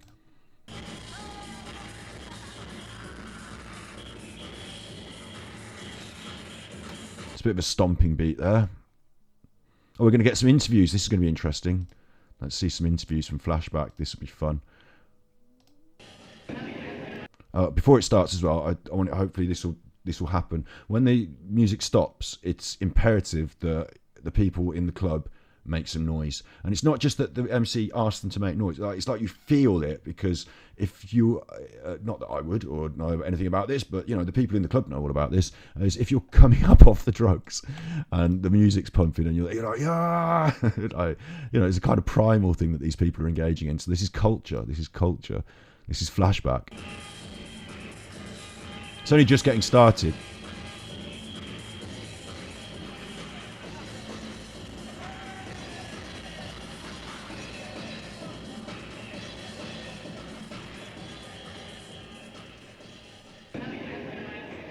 Hello and welcome to Flashback. Here we have some people. Hey! Hey! Alex. Neil. Nice. Nice. Nice. That's good. Like Alex and Neil again, just dressed up as normal people here. They're out for a club night, and you can see in the UK we just wear a normal shirt. This is them. You've been coming to Flashback? About the 6th time I've been.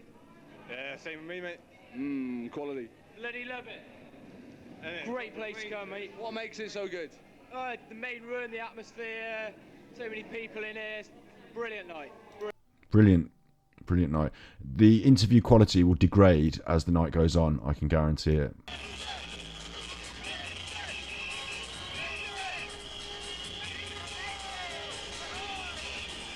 So here you can hear that beat as well, that you can't really, you can only the shouting and the whistles, but you can hear that,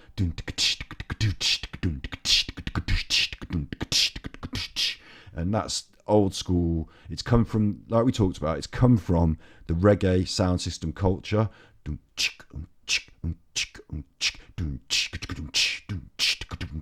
It's not house music, but it's also infused with, because we've got the decks, the sound system from reggae sound system culture, but also the musical instruments, the synthesizers, and the similar decks and sound system from club culture forced together. It's not even in a club.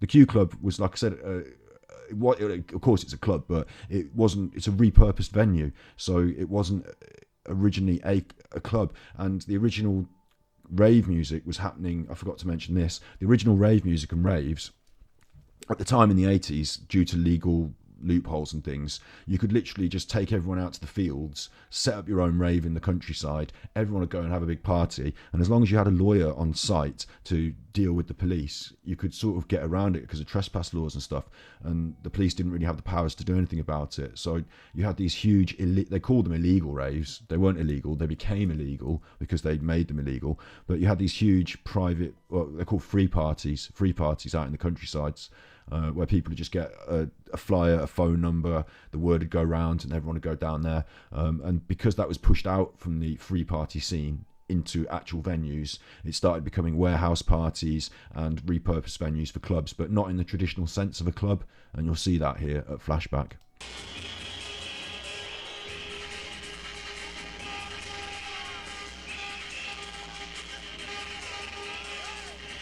You can also hear the horns being blown a lot, can't you? That do do do do do do. That's I loved my horns. The horn, it's such a power. I talk about power a lot when I'm talking about this because there's a lot of energy and power going around here. But the horn, it rides above, doesn't it? Even the power sound system, which gets louder. Of course, this is the early days of the evening, and your camera is picking up the sound from like next to someone blowing a horn, not next to the speaker. But the the horn gives you this, and the same with the whistle. It's piercing, it's high. You have opportunities to blow your horns and whistles. The whistle comes in. You know that bit in the music where the drums stop and it's like hands in the air time. You know, that's come from this. It's come from the house music. It's come from this, and that break, because the breaks, the old school breaks, you'd have like a and then a hands in the air bit, and then a not as tightly packed as that, bit few more bars of music in between, but you'd have that wave pattern to the music. Sorry, tapping the mic. You'd have that wave pattern to the music that it would vary between head down dancing, you know, hard, and light up, hands in the air, lasers flying. This wave pattern suited the feelings that the MDMA would invoke in people as well. So the whistles, when that hands in the air bit happens, when it's lighters, hands in the air, yeah, waiting for the drop, that's whistles time. High pitch whistles, all show you for it. Lots of whistles. You will hear a lot of whistles at Flashback. But then also the horn. I used to use the horn, like, you want to be part of the music. Like, it's going to, you've got your bass line, and in you there is something. In you there's something. I used to see this guy. There used to be a guy who probably isn't. He probably is on this video somewhere. He used to go to all the raves around Coventry. He used to go to the was it the Planet, the Eclipse? I don't know. Like, he used to go to this club. He'd have I don't know why they wouldn't let him in these days. He'd have I've got a cowbell myself, so he'd have a cowbell and like a little couple of bars of a glockenspiel or something and a stick, and he'd be like, he'd just take that with him to a rave and just constantly be playing on his cowbell, because there's something in you as well, isn't there? There's this tribal thing, and this connect. When I say tribal, I don't mean we're all in the same group and, you know, outside is bad. What I mean is that there's this human connection, this primal thing, I should have said, between us and the music and the rhythms and the drumming and the ability to shout you la la la la la la, and, you know, like to blow your horn. And that horn's got just enough of musicality to it, so you can be like, you can't change the pitch. I just did a bit then, but you can certainly change the, you know, tempo and intonation and stuff, and like it gives you a bit of power, but also just simply like showing your appreciation. The horns are big at the rave.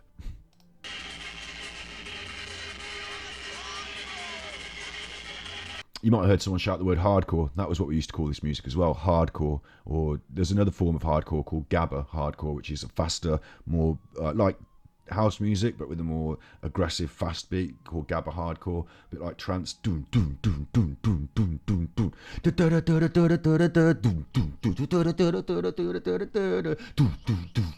And it was so fast, and often they would have Gabba Hardcore would have a very high pitched, because it was fast, they'd have a record literally double speed, and like this, and very high pitched singing, and a very positive, like love you sort of vibe going on. And that room always was, it had all the best dressed ladies in that room. I will tell you, ladies that used to deliberately dress up in like costume to go clubbing, those sort of people, and gentlemen, and they would all be in that room. All us hardcore drum and bassers, we'd all just be wearing our t-shirts.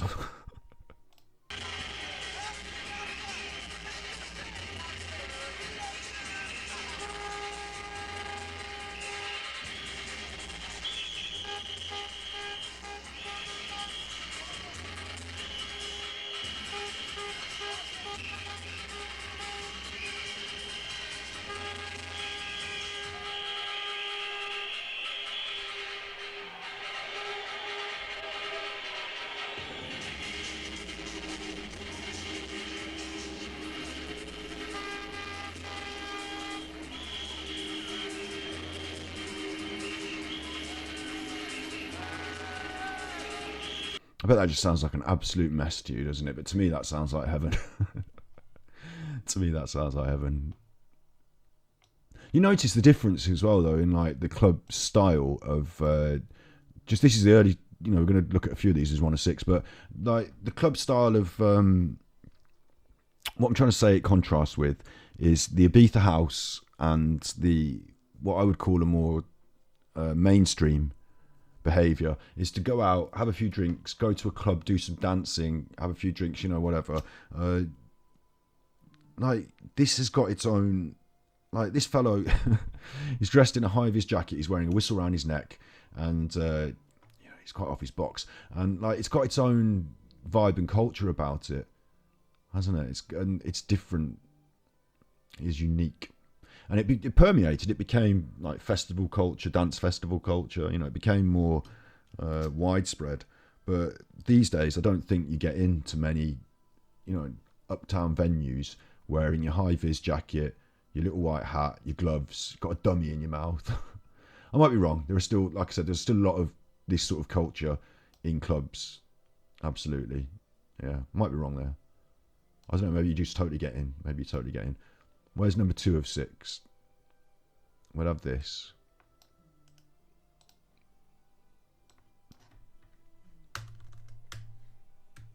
Thank you. 1 of 6 can become 2 of 6. We'll go through until we see me. I said we'll go through until we see me.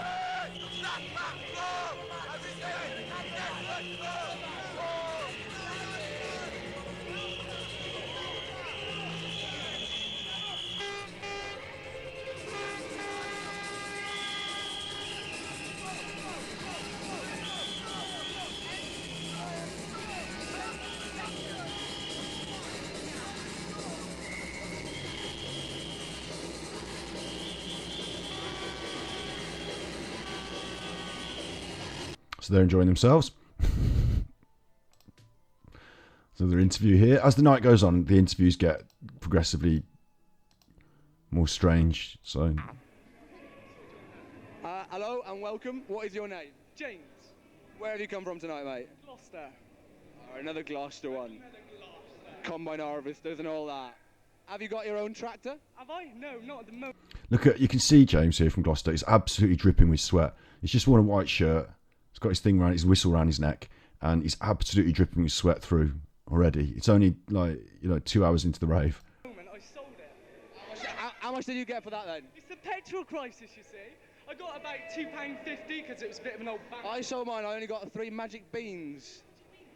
What'd you do with them? I grew them in the ground and turned into this big beanstalk.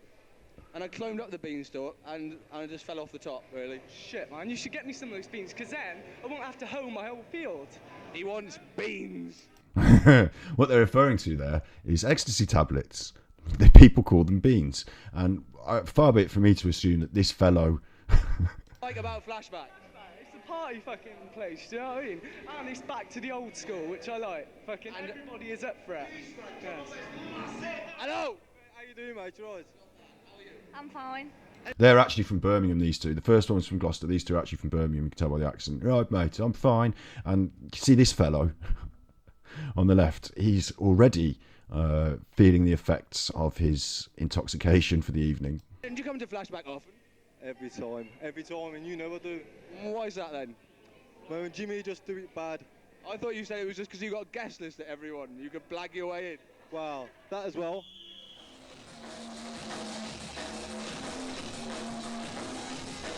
So this is now the drum and bass room. You see how excited I got then? This is Shaolin playing some drum and bass. And you can tell the difference, but you probably won't. But the difference is simply a more pure... Like the other music in the hardcore room has a lot more variety to it. In the drum and bass of this era, we're going dark, dirty bass lines, solid slamming drum beats with the dunk, dunk, dunk, dunk, running all the way through. It's the evolution of jump up era, moving out of jungle. There's a lot of jungle goes on, but drum and bass room is supposed to be different from that main room, so this is the edge.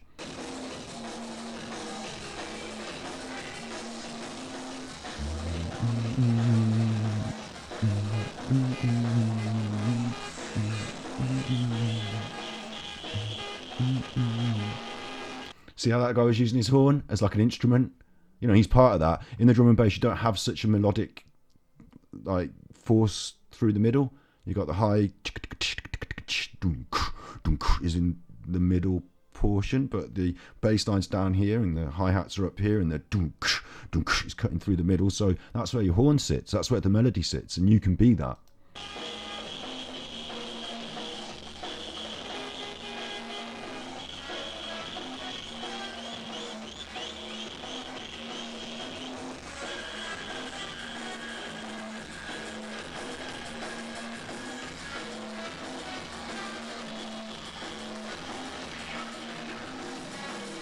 And you'll also see in the drum and bass room quite often the this is quite bad for me to say this, but the rudest people. When I say rude, I mean street slang for rude, I suppose. Like the more aggressive criminal types, the bad boys and what have you. They'll be in the drum and bass room more than the main room, and they'll be in the corners as well more than the up there with the front of the DJ.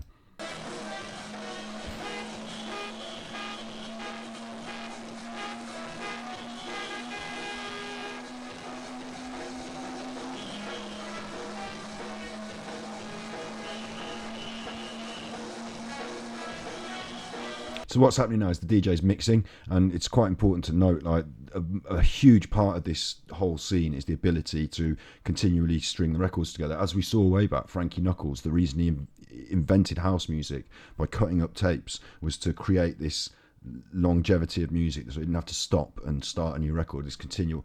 When you're mixing, you've got this one tune that was going doo doo doo doo doo doo, and at the other time in your headphone you've got this new one coming in, which is the dun dun dun dun dun, like that higher melodic point, and you've got the two in time, so they're in step, they're running at the same time. Then you bring it in, and then you've got two at the same time. You're creating a third thing. Like every time you make a mix, you're fusing together this element of this record and this element of this record. We'll have the bass from here and we'll bring out the midpoint of this and we'll put them together. You create this third thing and it's so beautiful and it only exists in the mix. Okay, it's a mechanism for getting from record A to record B. But a really good DJ, record A and record B won't be the highlight. The highlight is the mix, and the from record B to record C, another mix and another mix. And it's this third thing that you create. And what happens to the ravers, these people, they hear that music coming in, that dun, dun, dun, dun, and they're like, there's the next record. They recognize it sometimes, maybe they don't, but they recognize that it's coming in, and that excites them because, okay, we've been dancing to this one, but now here's the next one. And so you create this feeling of excitement. The records are built literally like bar by bar to feed into that, to build up and to break, and then to break into nothingness. So then you have this like no drum point where there's some bass line, some melody sound, some build up sound, that ooh, to the bass drop. It's different from house though. It's different the way it works. And yeah, that's drum and bass.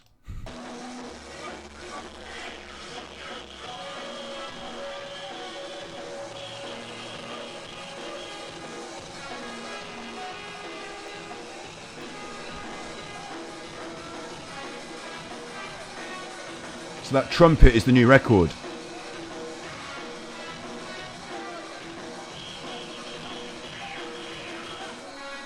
Now it's the new record. Hey! They love it because they know what's about to happen.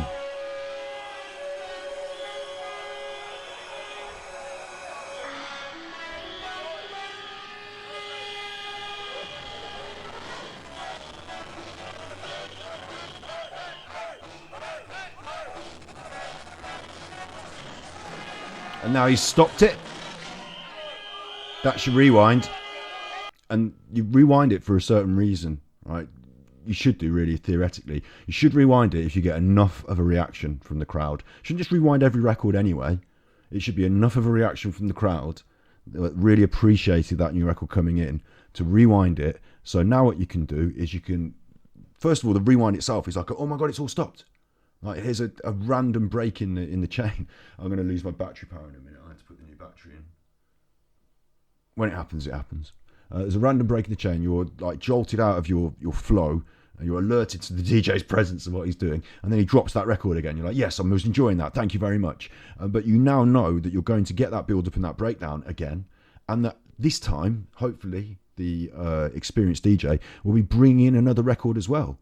That you've got even more to experience. You've got that third thing, that mix to come. So you get your rewind if the record is, if the crowd respond, if that power comes back to you, you give them the rewind. Selector, rewind that one. We like it. We want that from the top. And then you're given that ability, like I said, to create that third thing, to finesse, to put some sparkles on the record for the second time round. It's a wonderful form. And the rewind should be, if the crowd are responsive and really want that rewind, and like, yeah, good mix, blowing that horn. When it stops, and when you're in a rave and you're in flow and everything stops and it's just you and the energy and the people and the whistles and the horns and the cheering, you know, that's a great moment. And it's caused by the record stopping, the silence. So it's, we talk about power, I said it earlier, talking about power. I mean, how powerful is that? How powerful is that?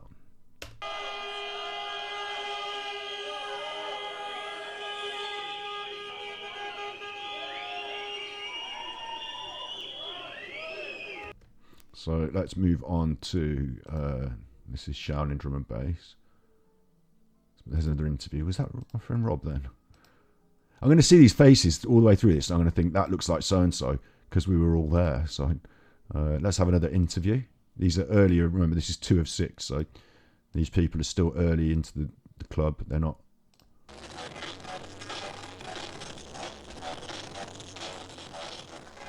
So guys, what do you like best about Flashback then? It's about shocking, man. It's just an all-out rave.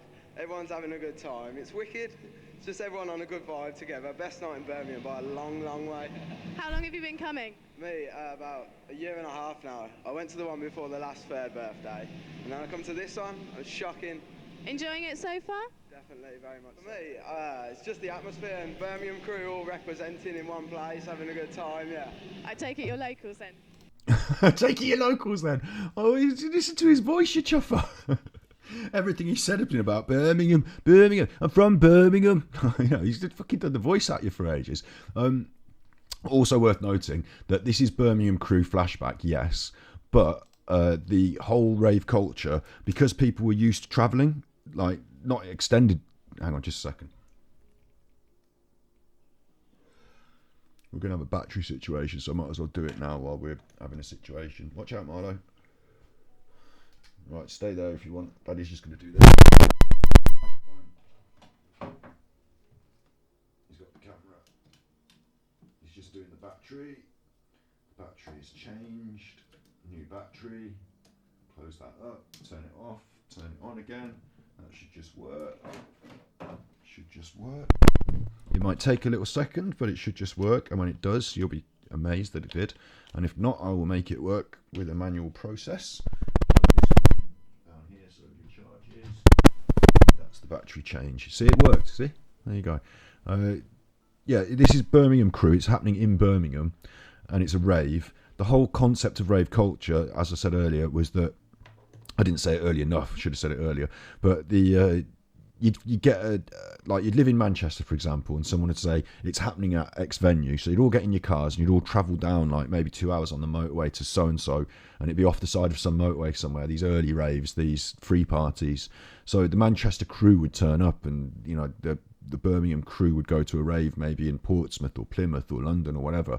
You'd go as a group, and then obviously my generation was a little bit after that, but we'd still go as a group. When we went to Flashback, we used to hire a minibus. It wouldn't be one or two of us going, it'd be like 6 to 10, as many as you could. We'd all go to Flashback. So you get the phenomenon of this crew and this travel, and the festival idea that was born out of this. People are prepared to travel to a rave.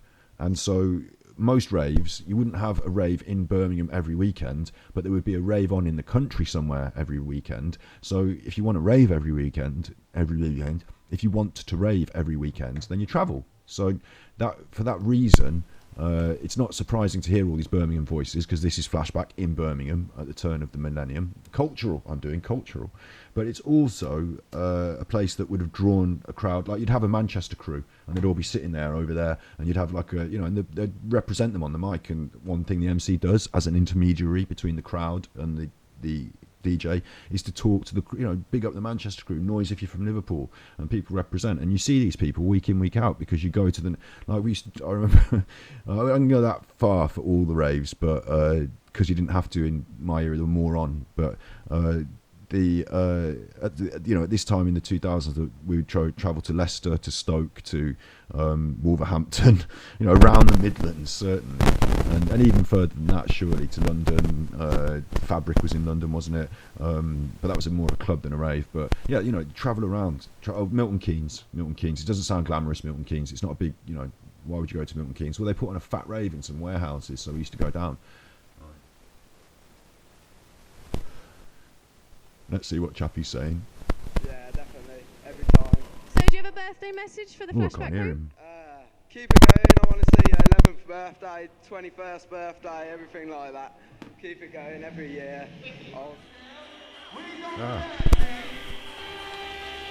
Quick. I can't hear none of it.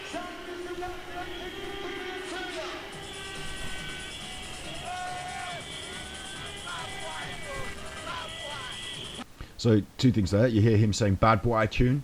He is referring to. You'll recognise the term "bad boy" now. Bad boy, of course you will. Youth culture. He's referring to that Jamaican culture, isn't he? Bad boy. And the reason is not just that it pervades culture, but in rave culture, it's that the samples on these early dance tracks, these early breakbeats, these early old school hardcore records. This one's got more of a doom doom doom doom going on, hasn't it? This is Seduction. He's a bit more like that. But a lot of the samples would have been referencing this Jamaican dance hall sound system culture, and you literally get like some of my favourite rave tunes and dance tracks and drum and bass tracks have got like you know, phrases from films and breaks from reggae, you know, the word bad boy, you know, presented within them, the MCing culture over a lot of it. So he's saying it's a bad boy tune because he's, you know, representing that culture and vibe, but also because that vibe mixes and blends and is a part of this blend. Again, I can't hear it. Why? There you go. There was something. Look at him. Look at him giving it the gurn. He must be feeling the effects of his narcotics. All right. Also, you can hear the MC there briefly. You could hear him say, "Come on, get off the stage, man." You might notice as this goes on. You might not. I don't know. There's a much more relaxed approach to security. I remember one of the first. We went to Slamming Vinyl. It was a New Year's thing. It must have been 2001 New Year's thing. My first, like, I don't know what to call it. It wasn't one of my first big experiences of this nature. I kind of want to call it transcendental, or you'll see what I mean. Anyway, I'll just tell the story and you'll see what I mean, why it's such an experience. Is we went down to this rave in Milton Keynes. We'd gone into this, it was more drum and bass oriented, so there was drum and bass on the main stage. We got into this main room, and me and my friend Tim were there, and we were looking for a place so that we could make our own cigarettes. I'll say that. You know, it's not easy to roll up your own cigarette in the dark, but you certainly, you know, you want a nice little ledge or something so you can roll your own cigarettes. That's what we were looking to do. It was early days in the night, you know, it was midpoint in the night. We were feeling fine and wanted to make our own private cigarettes. I think I've said enough on that front. So we went up to this, like, back area where there's all these seats. There was a lot of literal bad boys saying, you know, bad boy. There was a lot of literal bad boys up there. It was a bit more, you know, it didn't look like the sort of place I would just pop up and say, "Can I borrow a Rizzler?" So I wasn't going to sit there too much, but we sat down on these steps down there, like, you know, getting ourselves a little bit of this seating area to sit on and to do our little making of our cigarettes. And, you know, I'm messing about with my cigarette, and I've lost track of what Tim is doing and where he is, and I'm messing about with my cigarette, and I've made my cigarette, and I'm like, "Where's Tim? Fuck it, I'll just, you know, sit in here smoking my cigarette." I look up, and Tim's on the, and I swear to God, I still never quite, you know, it's like I stepped through some magical door. Like, Tim's on the stage. He's on the stage. Like, he's on the stage. Like, there's the decks, the DJ, the dancing girl. The MC at this point is on another, like, higher point of a stage, like a second, like, you know, this sound system that I was describing is big speakers everywhere, like, so the MC's up on one of these big speakers, and Tim is just on the stage at the back, not at the front, like dancing, just stood at the back of the stage, as if he, you know, he's like the selector or, you know, with the crew, just stood at the back of the stage, just making his cigarette. I can see him doing it, like, and I'm like, I've hidden here at the back, and you're there amongst the main lights. What's going on? And then, like, so I've gone over because I'm like, what the hell is going on? Like, chuffed my way through. I had to go through the whole crowd to get there because I'm at the back. So I'm like, you know, excuse me, everyone's dancing and I'm dancing, and, like, you know, because I'm sure that when I get there, I'm going to have been tripping and that he's not really going to be there, and that I'm the one that's tripping. But I get all the way to the front of the stage, like, and he's up there. I can't believe it. And, like, there is a security guard and a fence and then a gap in the stage, you know, it's like that sort of setup. And the security guard's just chatting with his mate, and Tim just comes over and he just gets my hand, and he's like, I think he motions to the security guard, I don't know, can't remember exactly. I think he's like, "I'm going to get him up," and the guy just goes, "Whatever." Like, the attitude to security was a bit more lax for some reason. And I get up on this, and, like, now me and Tim are on the stage. I think, who was playing? I think it was Nicky Blackmarket. I think MC Depp was on the MC, and I've got my cigarette, my own personal private special cigarette, and he's got his, and we just stood there at the back of the stage just chuffing on our cigarettes. And, like, it was the most remarkable. We didn't stay there for long, like, we stayed there for a bit, and then we went off to get a drink, and, you know, but the fact, I don't think we spent the rest of the evening on the stage, you know, we didn't go back on the stage, but the fact that at some point he just felt that, you know, he could just climb up there, and I did too, and we did, and it was just that. And no one, like, if you knock the decks, you're off the stage. But during these events, people end up on the stage, and then there's, like, towards the end of the night, there's often, I mean, they went through a phase and it died out, the security got a bit more tight, but there was often, like, 4 or 5 people, maybe 6 or 7, all dancing on the stage. And if you're up there and you're giving it some and you're dancing, they don't mind, they leave you on. If you knock the decks, you're off, because the decks, and it's fucked, you're off. But you know, a group of well-meaning, dancing, enjoying. No, it was just accepted. So yeah, so I've been on the stage there. Another one we went to, Gamma Funkula Festival in Coventry.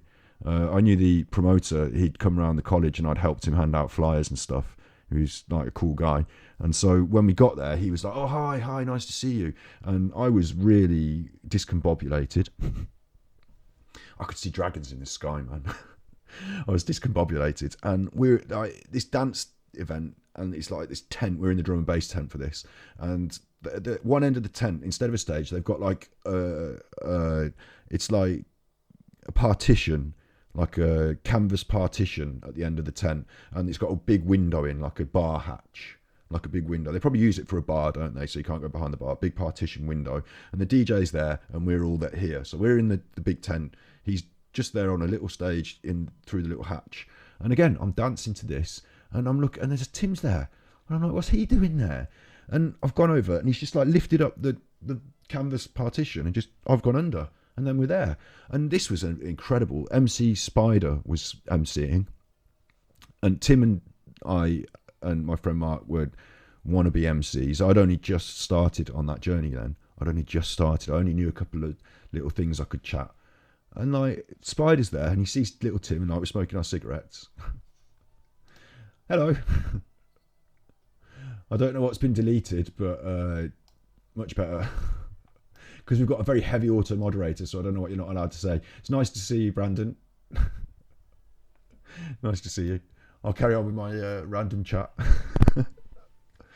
I'm sorry that you got deleted, but because we've got a really aggressive auto moderator on the thing, it just blots things out. I'm sorry about that, but you are included on the YouTube recording, so you'll be there. Yeah, so. We're at this rave. I've gone there. I'm discombobulated. My friend's MC Spider. Oh, you might probably repping an MC, maybe. I don't know. MC Spider's got the mic. He passes it to Tim. Now, bear in mind, I'm like 19, right? I'm like 19, so like I'm not some big effer and cheffer. And Tim as well. He's a little bit, probably similar age to me. Probably a little bit thinner. I'm not big. Right, so Tim's this little lad and I'm this little lad, and this massive MC Spider, who is the chuffing MC, he hands like I think the guy that ran it as well. I think he was around, but he didn't mind because he'd seen me. I handed out flyers for him, so I think he was all right. But like, I could not believe that Tim got handed the mic, and Tim did his MCing, and I'm like, I've been chuffing, yeah. And then he passed it to me, and I did a bit of MC. I couldn't do much back then. I could only do a few lines. I think I did a bit of the old bad, hit him with a kid with a bad, hit, run him with a kid with a bad, you know, a bit of the bad man chat, you know, hit him with a kid with a kid with a run him with a kid with a, you know, a bit of that like fast chatting, and then just handed it back, and like I was like, oh my god, and my head was discombobulated, and I was at a rave, and it was such an like I can't explain how it makes you feel. Like, it's such a special thing. I also got the mic in a club this is when I was properly actually an MC, so I was playing at the club, I think, and MC GQ was there, and like he was MCing, and he gave me the mic and I did a bit, and then I gave it him back, and then he gave it me back afterwards again, which is good news. If you get you get a little go, but if you get a second go, that's good news. But yeah, my career in dance music isn't what I'm really here to talk about. But I suppose I might as well just say that when I went to uni in Bristol, I did get to be, I worked at it, and I did get to DJ at a few places. I did get to show my stuff. That was fun. Got on the bill with a few of these people. I wasn't these people. I just got on this. I was on the bill. They were playing later. I handed out a few flyers, that sort of business. Saw a bit of it. I can do 3 decks. Yeah. But yeah, so this is the Q Club.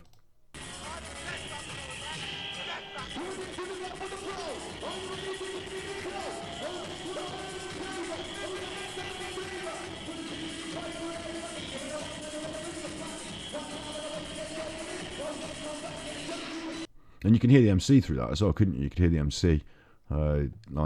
It's much more clear when you're in there, I'm sure. But yeah, you can hear that MC in there. Beautiful stuff, isn't it? Let's go for 3 of 6. See what we get. Oh, more interviews. Loving it. Loving it.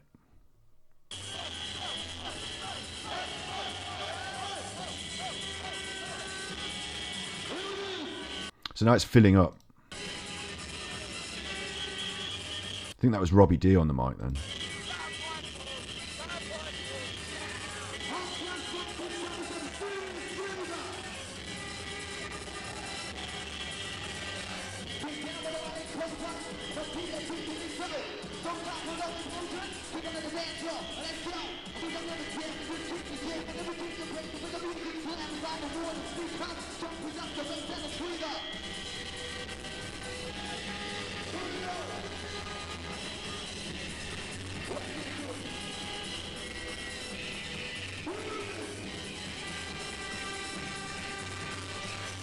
So you're starting to get a feel for this now. What tends to happen at an event like this as well, this is 3 of 6. So you'll see the room is filling up, but more than that, I told you how about earlier, I know I need to get another little drink in a minute. I told you about how earlier the club, we didn't want to go there early because we didn't want to be in that queue early, and anyway, we turn up a little bit later. The place fills up a little bit later and everyone's a bit more wrecked, but also because of the particular brand of narcotic, because of the MDMA and the way it works on these people, culture here, not getting kicked off Twitch, just telling the truths of culture, is that they ingest the drug and an hour later you come up and you feel the rush as it like takes over your system, and then you have the relief as it sort of comes over you in a big wave. But there's that initial build-up, a bit of tension involved in that build-up. Of course, you're set against the backdrop of a society that tells you could die if you just even touch this stuff. And back then it was, they didn't have the tester kits that we have these days. Not that I would advocate for taking anything. I'm not advocating for that. I'm just telling you what the culture is. So these days you've got more people making more off-brand narcotics than ever, so maybe it's even more dangerous these days. I don't know. What I do know is back then, you'd fill up the room, and so that's like you start to, if you yourself are coming up off this drug or intoxicated or discombobulated, you start to see this confusion as the room is more full and more full. But it doesn't matter to you, you're feeling happy and good, but there's an anxiety pressure as you build, and then when it finally does relief and come over you feel really good, and that's good. So if you imagine a whole load of people feeling that sort of same thing all at the same sort of time, you get an early sort of murmur of tension, like when you first get in, you're like, yes, I'm in, like blow the horns, all that, but until everything has taken its effect in all of these people's systems, they won't feel that universal relief and rush and energy. So there's this build of tension and excitement as the room fills up. And then usually, I might be wrong, but can't speak for all these people, but usually they would time their experience so that the drugs kicked in at the main point in the night. Maybe if it's New Year's, you want that to be midnight, whatever. So you get this point in the night where things are built to, and after that it's all just yay raving. So yeah, interesting.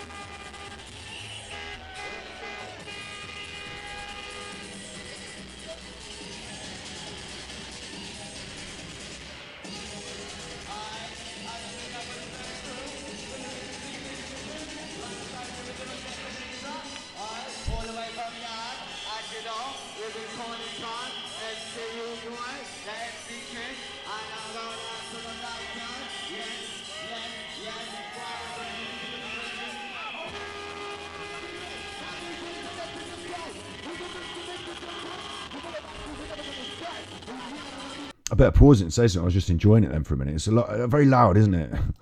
Very loud. What I want to do is I want to go through and see if you can see me, because I know that I'm there, but I would have to visit every frame of this, wouldn't I? And you're going to have to listen to every second, and that's not going to work. So I'll just keep skipping through. I'm sure that at some point I'll see somebody I know as well, which will be a bit of a laugh for me. But that's a nice illuminated shot, isn't it? Look at it filling up. This is from the back. Is it? No. Which part of the room are we at?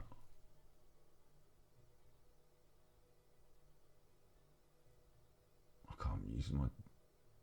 You can see it extends up the side there, yeah. And at Q Club, like I said, it's like an auditorium, so it's got these sides that extend up, and you can be like in the bleachers up the top there, as well as down in the main pit. Here's some people. Should we look for another little interview? There's interviews, yes. So as the night goes on, these interviews get more and more. Hello there, very fucked looking man. How is it doing? Very fucked looking, man. He just says it outright. This is your media, mate. You're making the media for Flashback. You've just said that. All right. Are you that fucked from cups of tea and spam? Or have you been taking something illegal? Cucumber sandwiches. Ah, that's the secret. Is that with cress? No, I'm trying to watch my weight. Have you been eating cress tonight? Plenty. Garden's full of it, mate. Say no.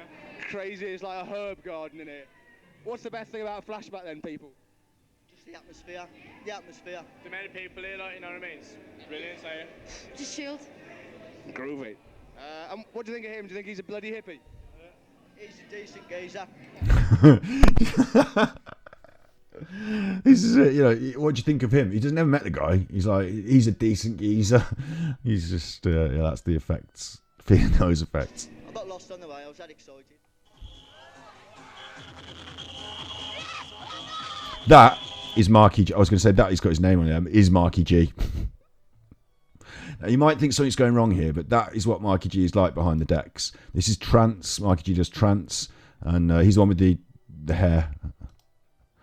So I'm pretty sure we will see some faces that I recognise in this set because, like, I think we all went to see this.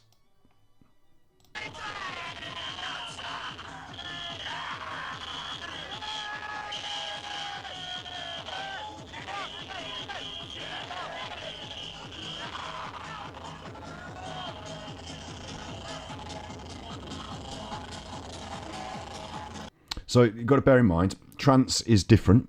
So you're at a club where it's mainly an old school night with some drum and bass, and then trance, and you have this aspect of this early rave culture before things got really. Nowadays, you'd have a garage club, and you'd have like you probably wouldn't these days, I suppose, but you'd have like more specific types of music just at the one venue. But back then, you'd have a room for each type, and you could sort of bounce between your favourites. And trance was not up my alley really, but Marky G and M-Zone quite liked the way they did their thing. One of our other friends was really into them, so we used to go in this room for that. But it would have been a smaller side room, essentially.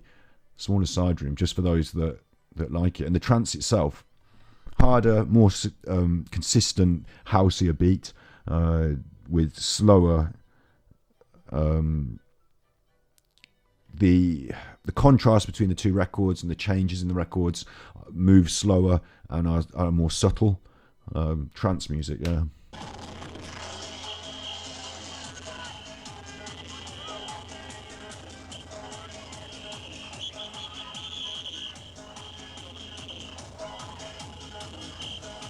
There's someone I know.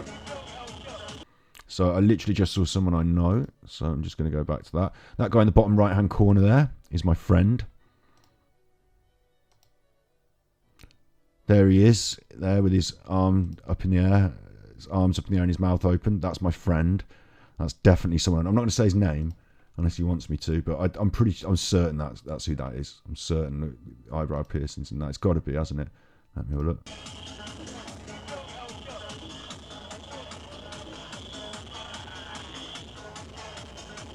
Yep. There he is. So theoretically, I am here somewhere.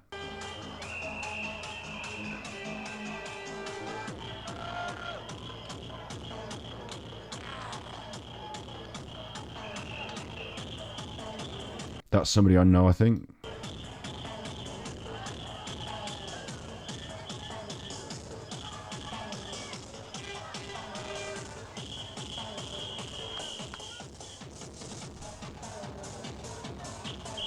Don't know him.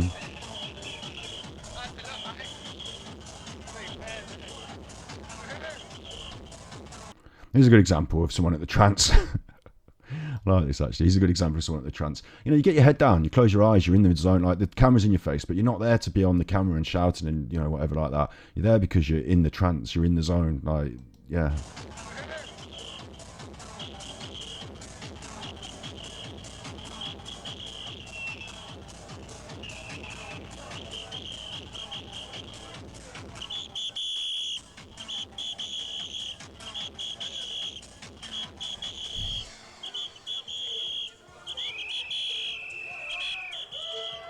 It's weird. I didn't see myself there, but I definitely saw my friend. I would probably would have avoided the camera if I'd have been aware of it. But that was quite fun. Saw my friend there. Friend's been on stream now for the first time. We've got 4 of 6. We might as well go through 4 of 6. We might as well run through this to 6 of 6 and then see where we get to and knock it on the head for the evening. But of course, we could still look at the hoods and the chimneys in a minute.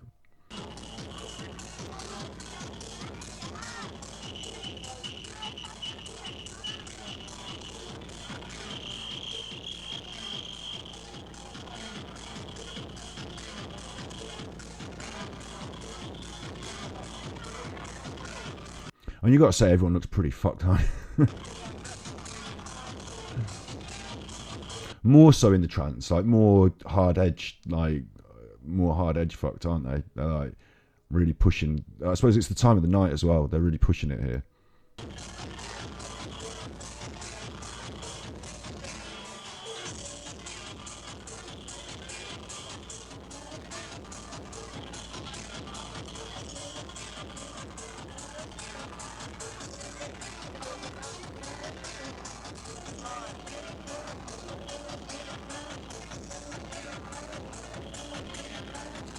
Alright, so if I can't see me in the next few seconds, I'm just going to skip through this. But let's see what we get.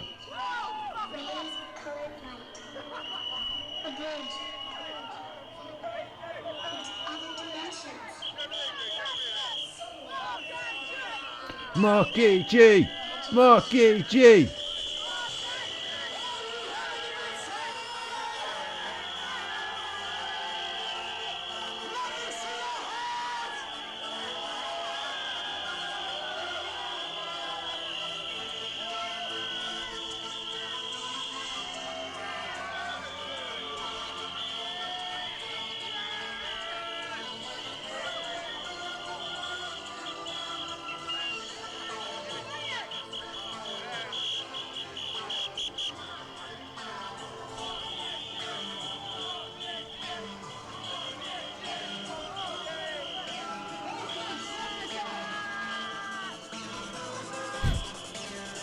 We'll watch this build up and break.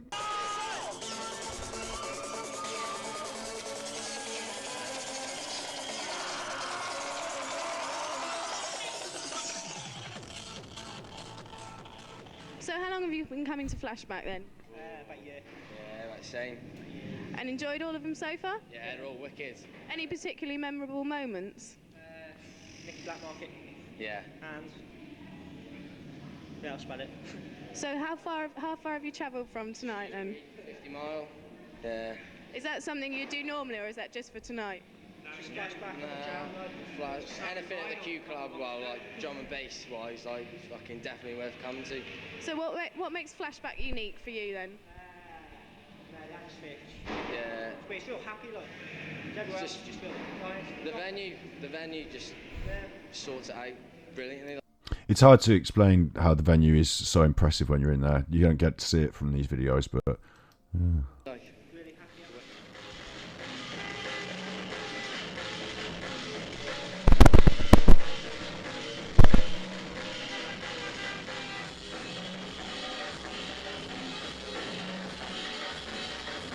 a bit more drum and bass. Darren J.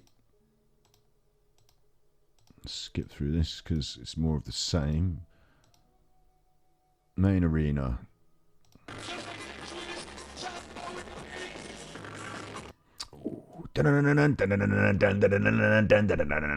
Tango, Ratty, and also some partially dressed ladies on the stage, which wasn't a feature of every single performance, but this was a live PA brought, but I don't know, like sometimes there were not very well clothed dancers on stage, not like stripping dancers.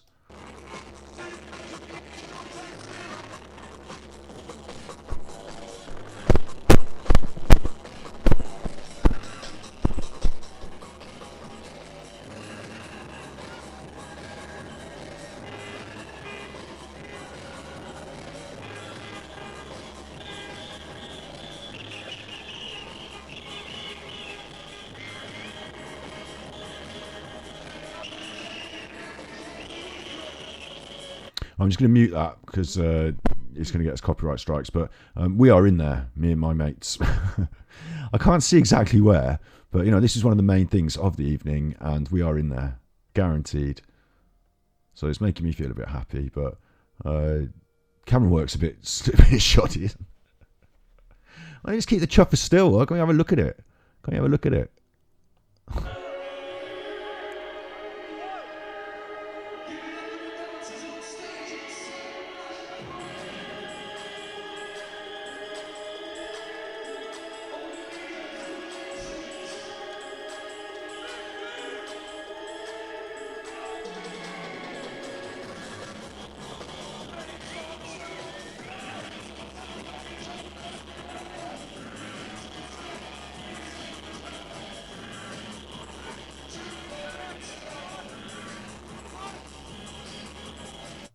It's impossible to know, isn't it? It's impossible to know where exactly in that melee I exist. But I do. So that's the drum and bass on the main stage. Sorry, not the drum and bass. The old school hardcore on the main stage. And let's go 5 of 6. The weird thing to point out here as well is that that's a few hours in, but you've got another 2 or 3 hours. Like you do this till 5, 6 in the morning. When you go out, like the Q Club had this amazing facility, the big windows at the back. When it would get light, those big windows would start to illuminate, and you'd think, "Gosh, it's it's a new day outside tomorrow. Time to go home." Just gonna let this run with the partial. I should want to stop it and see if I can see my friends. Was that Rob? I don't know. It's moving so fast, you don't get to see, do you? That looked like our other friend Nuisance. That's his DJ name, but.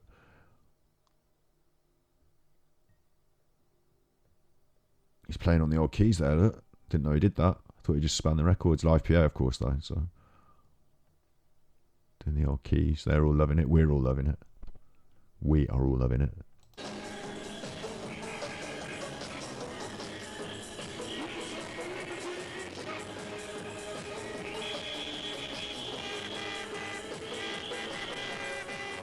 And also, these videos, you would not...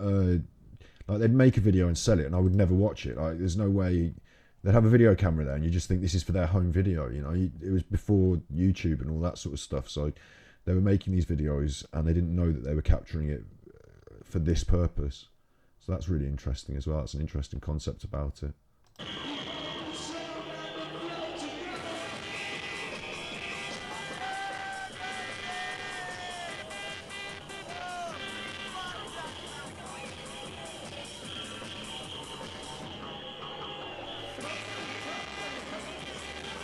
I'm just going to grab another bit of drink because I'm going to come back and keep talking.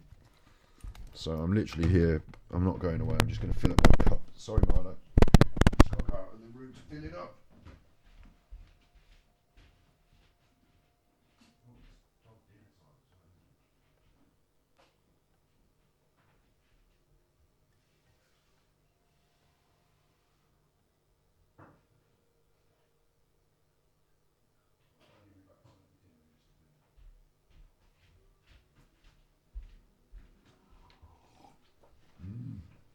Daddy be back to make the dinner in just a minute. Okay.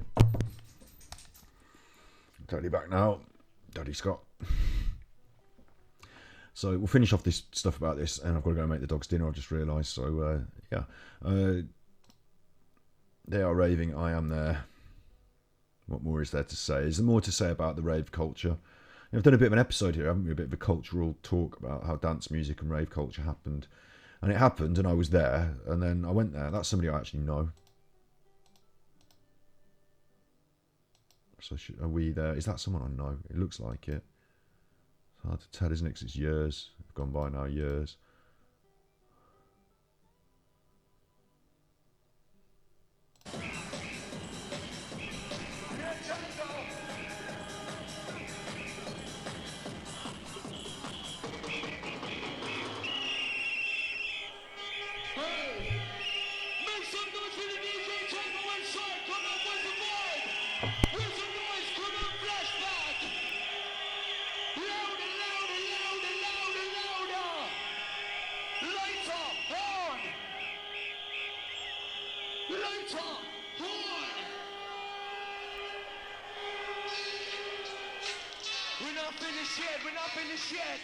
You hear the MC there being the intermediary between the crowd and the DJ. Like I said, the DJ is concentrating. The record's just on a breakdown. So what the DJ is doing is he's just moved, he or she, she these days, he's just moved to that position by mixing it. So you've done your mix, you've got to this position. Now, as a DJ, you're taking off that last record, putting on the next one, queuing it up, getting ready, because when this one drops, you're ready to drop. So you're actually working quite hard at this point. You're doing a little bit of busy work. So you're not in full attention of the crowd. In fact, you take your mind off it for a second, the crowd, whilst they're giving their big reaction. So it's important that there's an MC there for that reason. And also, the MC, this is the point in the record in the evening. It's, like I said earlier, it's a wave process of highs and lows. And this is the high of highs and highs. This is the high where the crowd is supposed to respond, where it's time for you to feel that rush, put your hands in the air. They encourage the lighters in the air. There's actually a tune that uses the phrase lighter, so don't get confused, but in old school terminology, lighters in the air, lighters, and blowing your horns, blowing your whistles at this moment, feeling that rush, getting prepared to get your head down and rave again when the beat kicks in. The MC is not here. This is what's important about what I'm saying, is the MC is not there to be like, and like chatting it. Like when the actual rave music's pumping, you can do a bit of that. It goes along with it. Usually what you want to do is you want, in my opinion, but you want to talk them into the drop. Through this point, talk them into the drop. Don't MC over the drop. Let them feel that and hear that. Maybe do a little jingly sort of bit, like a little few lines that aren't, heavy rapping, that are just melodic lines over the drop, maybe. But usually I think you want about 16 bars of the drop. And then come in and do your bit, do your chatting, do your work. And then as that natural point comes that the DJ starts to bring in the mix, like I said, you're an intermediary between the DJ and the crowd. So do your work there of talking to the crowd, announcing the mix. The mix is, look at what the DJ's doing. Let's draw attention to it. Let's get excited by it. And let the crowd feel it and experience it happen. Don't talk over the mix. Don't chat your way through the mix. You're like you're this intermediary between the crowd and the DJ. This is your chance to help the crowd understand the work of the DJ. So you highlight it, you don't step all over it. And then you're into another peak and a drop, aren't you? You let the DJ do his mix, their mix. You let it drop. Once it's dropped, then you're in the next flow of that same pattern. So then you're, hey, ho, listen to that drop. Hey, ho, sort of business. And you might call for a rewind, or you might give it a couple of bars, and then you might start to do your chatting. Chat with a rhythm and the best MC and a version. And then it comes around again to a new mix. Oh, check out what my DJ's doing. My DJ. And if you're a good MC and you know what's up, then you should know what your DJ's doing. You should be almost preemptive of that. Intermediary. You're that invisible connection. You're that link. So it's not about you, the main person, shouting your stuff on stage. It's about the audience, the main person, the DJ, the secondary person, the music, the main thing, and you being a sort of conductor between the two. I say conductor in the sort of terms of like an orchestral conductor in a way, but I also actually mean like an electrical conductor. If you weren't there isn't that link, so it can't happen in the same way. So you hear the MC doing his work here.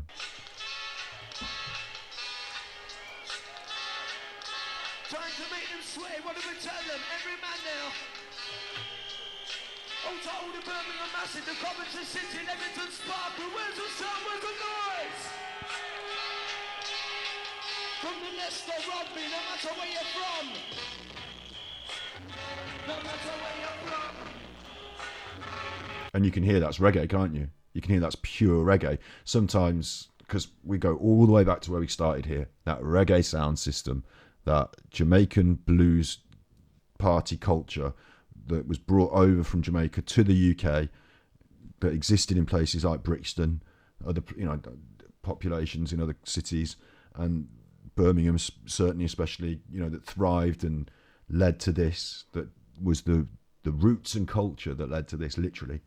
and there it is. You just drop. You can't in a house club. You can't just drop a reggae record. You can't just mix in a reggae record and drop it in a house club. In a now it's all changed as well, hasn't it? Now we've got like dubstep and whatever else came next. Like it's even harder to just drop into the root so easily. But here you can, and it fits. It's perfect. A lot of these early hardcore, old school breakbeat records, early drum and bass, jungle. A lot of the jungle was literally, like I said earlier, samples and building blocks from reggae. So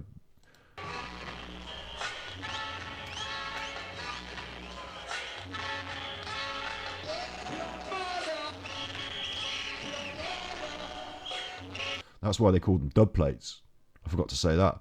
Talked about dub reggae earlier. That's why they called them dub plates. A dub reggae recording pressing on vinyl was a dub plate.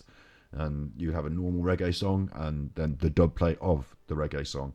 And all of these are dub plates because they're all dubbings, and now it was electric synthesizers and recording techniques, but it all came through King Tubby and his compadres creating dub and the reggae sound systems.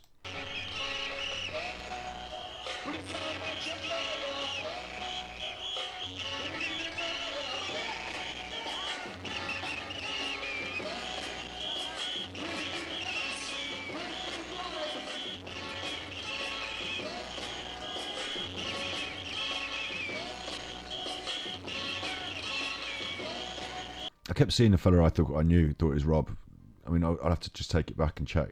This fella that's jumping up with his mouth open. I don't think it is. I don't think he was dressed in a shirt like that, but looks a bit like him. No, it's hard to tell because it's years later. And no, that's not Rob. It's not Rob.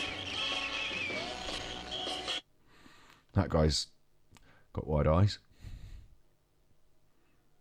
He's having a bit of it, isn't he?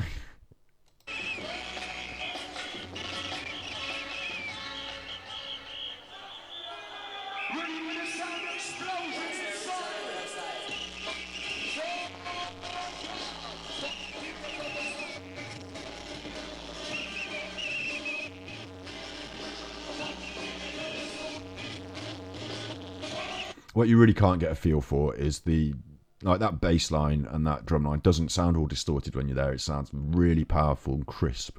And that sound system has been tweaked. We've gone from a reggae sound system culture to it's Kenny Ken, nice. We've gone from a reggae sound system culture to this fusion of club, warehouse arena environment, and the sound system quality has come along. The people that run these events, the people that DJ at, within that culture, they like the sound systems and they build, and the Q Club has a really powerful and high quality sound system. There was a group called Valve, Dillinger and the Valve Sound, and they toured. They were DJs and MCs, but they also took their sound system on tour and built themselves what they claimed was the loudest sound system. So when you're there, it sounds absolutely incredible.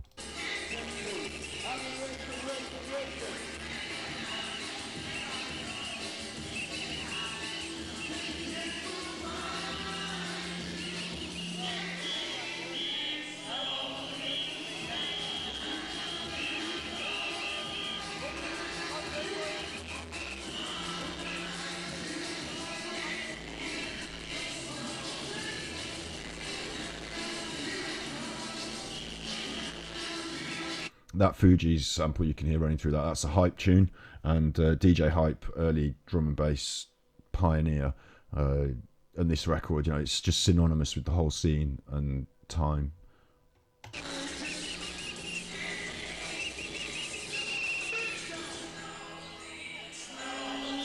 Slowly, slow, when I raise my trigger finger, or you hit the deck.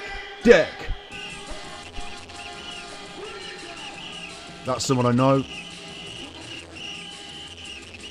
Fella with the long hair there. Oh, that's a girl there, but I just saw a fella with long hair that I know.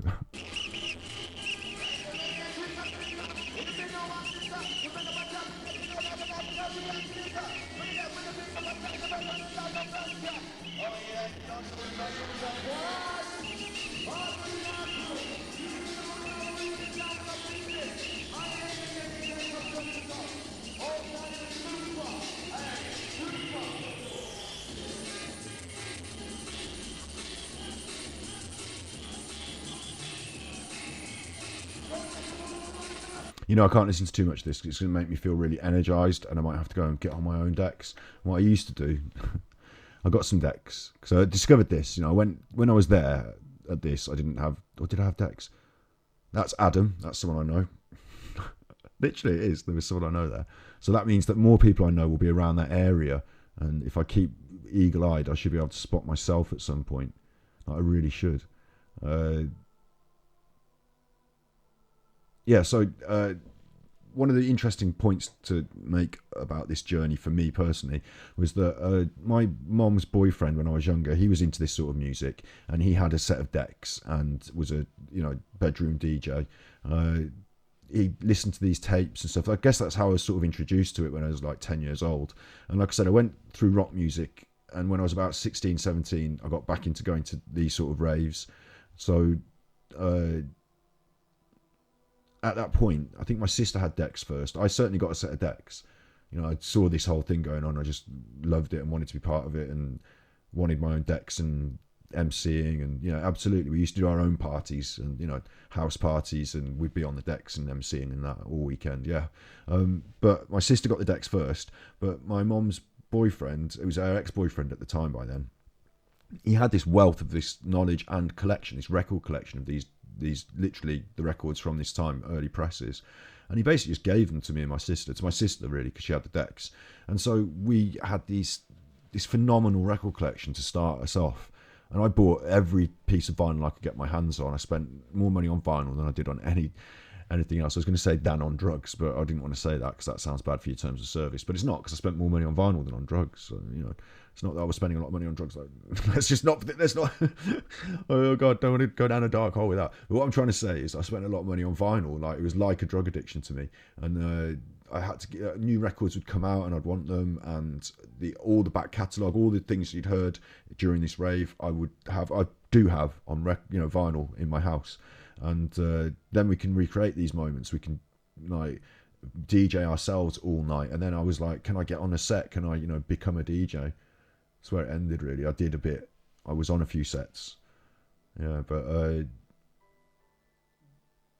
the beauty of this, the magic of this. So personally, we were lucky that we got given that gift of all those vinyl. But even without that, we could have gone and searched them out and found them and bought them. Maybe not all of the early presses. These days it's different. You've got CDs and anything that's on the internet you can listen to, so there you go. But back then it was a voyage of discovery. You'd hear it in a club as part of a set, and you'd be like, what's that record? I don't know. How am I going to find out? I don't know. No internet. You just get yourself down the record shops, talk to people, listen to things, buy things, collect. So this incredible collection, and it's a living collection. You play on it. You take the records out and you play them when you get home, and not just the tapes from the club, so you can re-experience the event. But I would make mixes that no one else had ever done, because I'd have my own set of decks and new records, and I'll mix this with that. Oh, I haven't heard Long Dark Tunnel put over the top of this. Let's see what that sounds like. And it's just an incredible evening. And then you've got your mate MCing, and you've got 3 or 4 friends in the room, maybe 6 or 7. If it, a bigger party, you might have 30 or 40 people around someone's house, someone's field, this and that. Local, not as big as this, but we spent every weekend raving, taking the deck somewhere, house parties, doing it ourselves, making tapes in the garage, that sort of business. I'd DJ and MC. I could do 3 decks. My sister can DJ. All of our friends were involved. I used to then start putting on my own nights in our local town, and put on a couple of club nights of our own, emulating this stuff that we were experiencing. Coming to Flashback. Been to every single one. Every single one, geezer. I won't miss it. I wouldn't miss it. You've been to it when it was a crunch, yeah? Yeah, they were pretty shattered crunch. The Q Club takes the piss, honestly. This place fucking is wicked. Shit up, mate. I'm telling you, it's rammed tonight. Wow, rammed. But Darren J's playing instead of Mickey Finn. Darren J's gonna done it out. Darren J, mate. Geezer is hardcore, I tell ya. Darren J. What's the best set you've seen at Flashback ever? Ever. That'd be hard, that would tell you, man, because Flashback's just Flashback. It's just bad. Everything's bad, I tell ya. Another trance evangelist, M-Zone, and another one that my friends really enjoyed and would have tried to be in to see. Now, 4:30 till 6 a.m. Like I said, we're leaving this club at 6 a.m. My friends would have wanted to see this to the end. So I think we're leaving at 6 a.m. on this particular night because I'm not that into M Zone. And this is what's incredible. You know, these people are now here at 4:30 a.m. listening to the hardest of techno trance, and the vibe is different. It's emptied out a bit in the room, isn't it? It's a side room. Remember, it's a side room. It's not the main room, so it's emptied out. Now you've just got your real hardcore techno trance people, and they put on like the hardcore Don at this point in the night. It's yeah.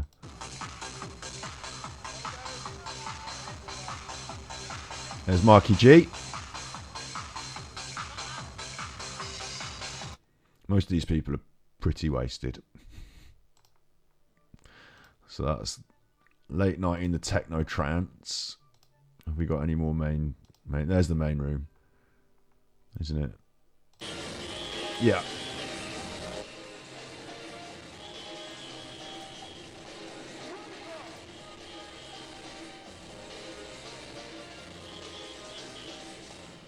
So main room now, and we're talking like 6 a.m.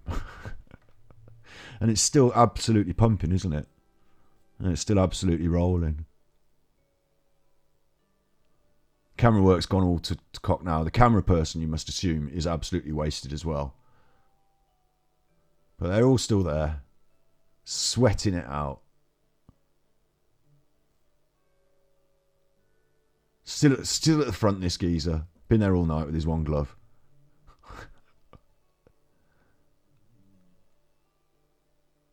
I think I used to dance up on the side. I used to stand slightly up on the side.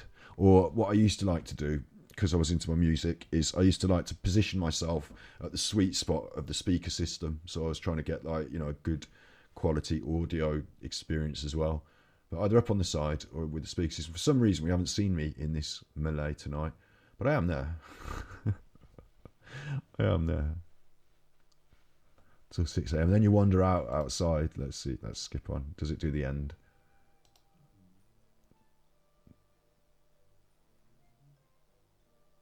A bit of cheeky. Oh, it's got edited by. That's interesting. I thought what they might do, if I was doing this, which they haven't done, what they should have done is you should have the people coming out at the end, and at the end you stagger out into the new dawn, and it's like 6 a.m, 7 a.m, and you can go to a cafe where you wait until the world awakes so you can get your train, and like it's just a different experience. That is, you should have the people staggering out. Here's some people at the end. They've already had an interview earlier, haven't they? So that's just cut from earlier.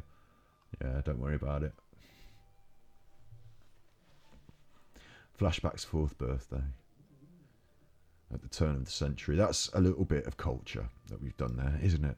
It's a little bit of interesting culture that we've done there.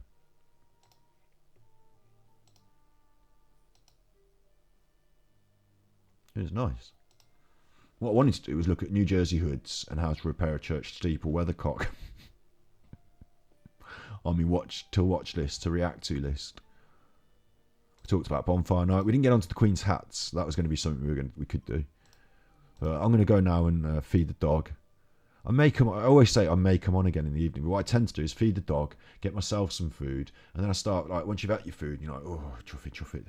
Like, it starts getting on a bit, and you start thinking, oh, how am I going to go back on? Like, for me, it's 6:30 in the evening now. It's a Sunday. Got Mental Health Monday tomorrow at 8 p.m. GMT, which, of course, check the time if you're in a different time zone, because 8 p.m. GMT is now 7 or something. We put the clocks back in England because we're mad.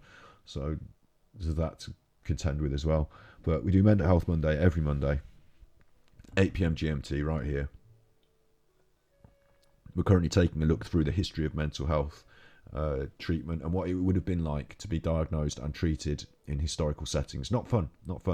But if you want to talk about anything that's getting you down, we can always try and make you feel better. Mental Health Monday. I am Ganji Kid. We've got a YouTube channel. That's everything we do. All up there. And you've also got these other channels, the Ganji Cuts, the Art Chat, the Clips, the Mental Health Monday. Got all sorts of stuff. So make sure you subscribe to it all. And as of, T minus 10 seconds, 987, I'm going to just chuff off now.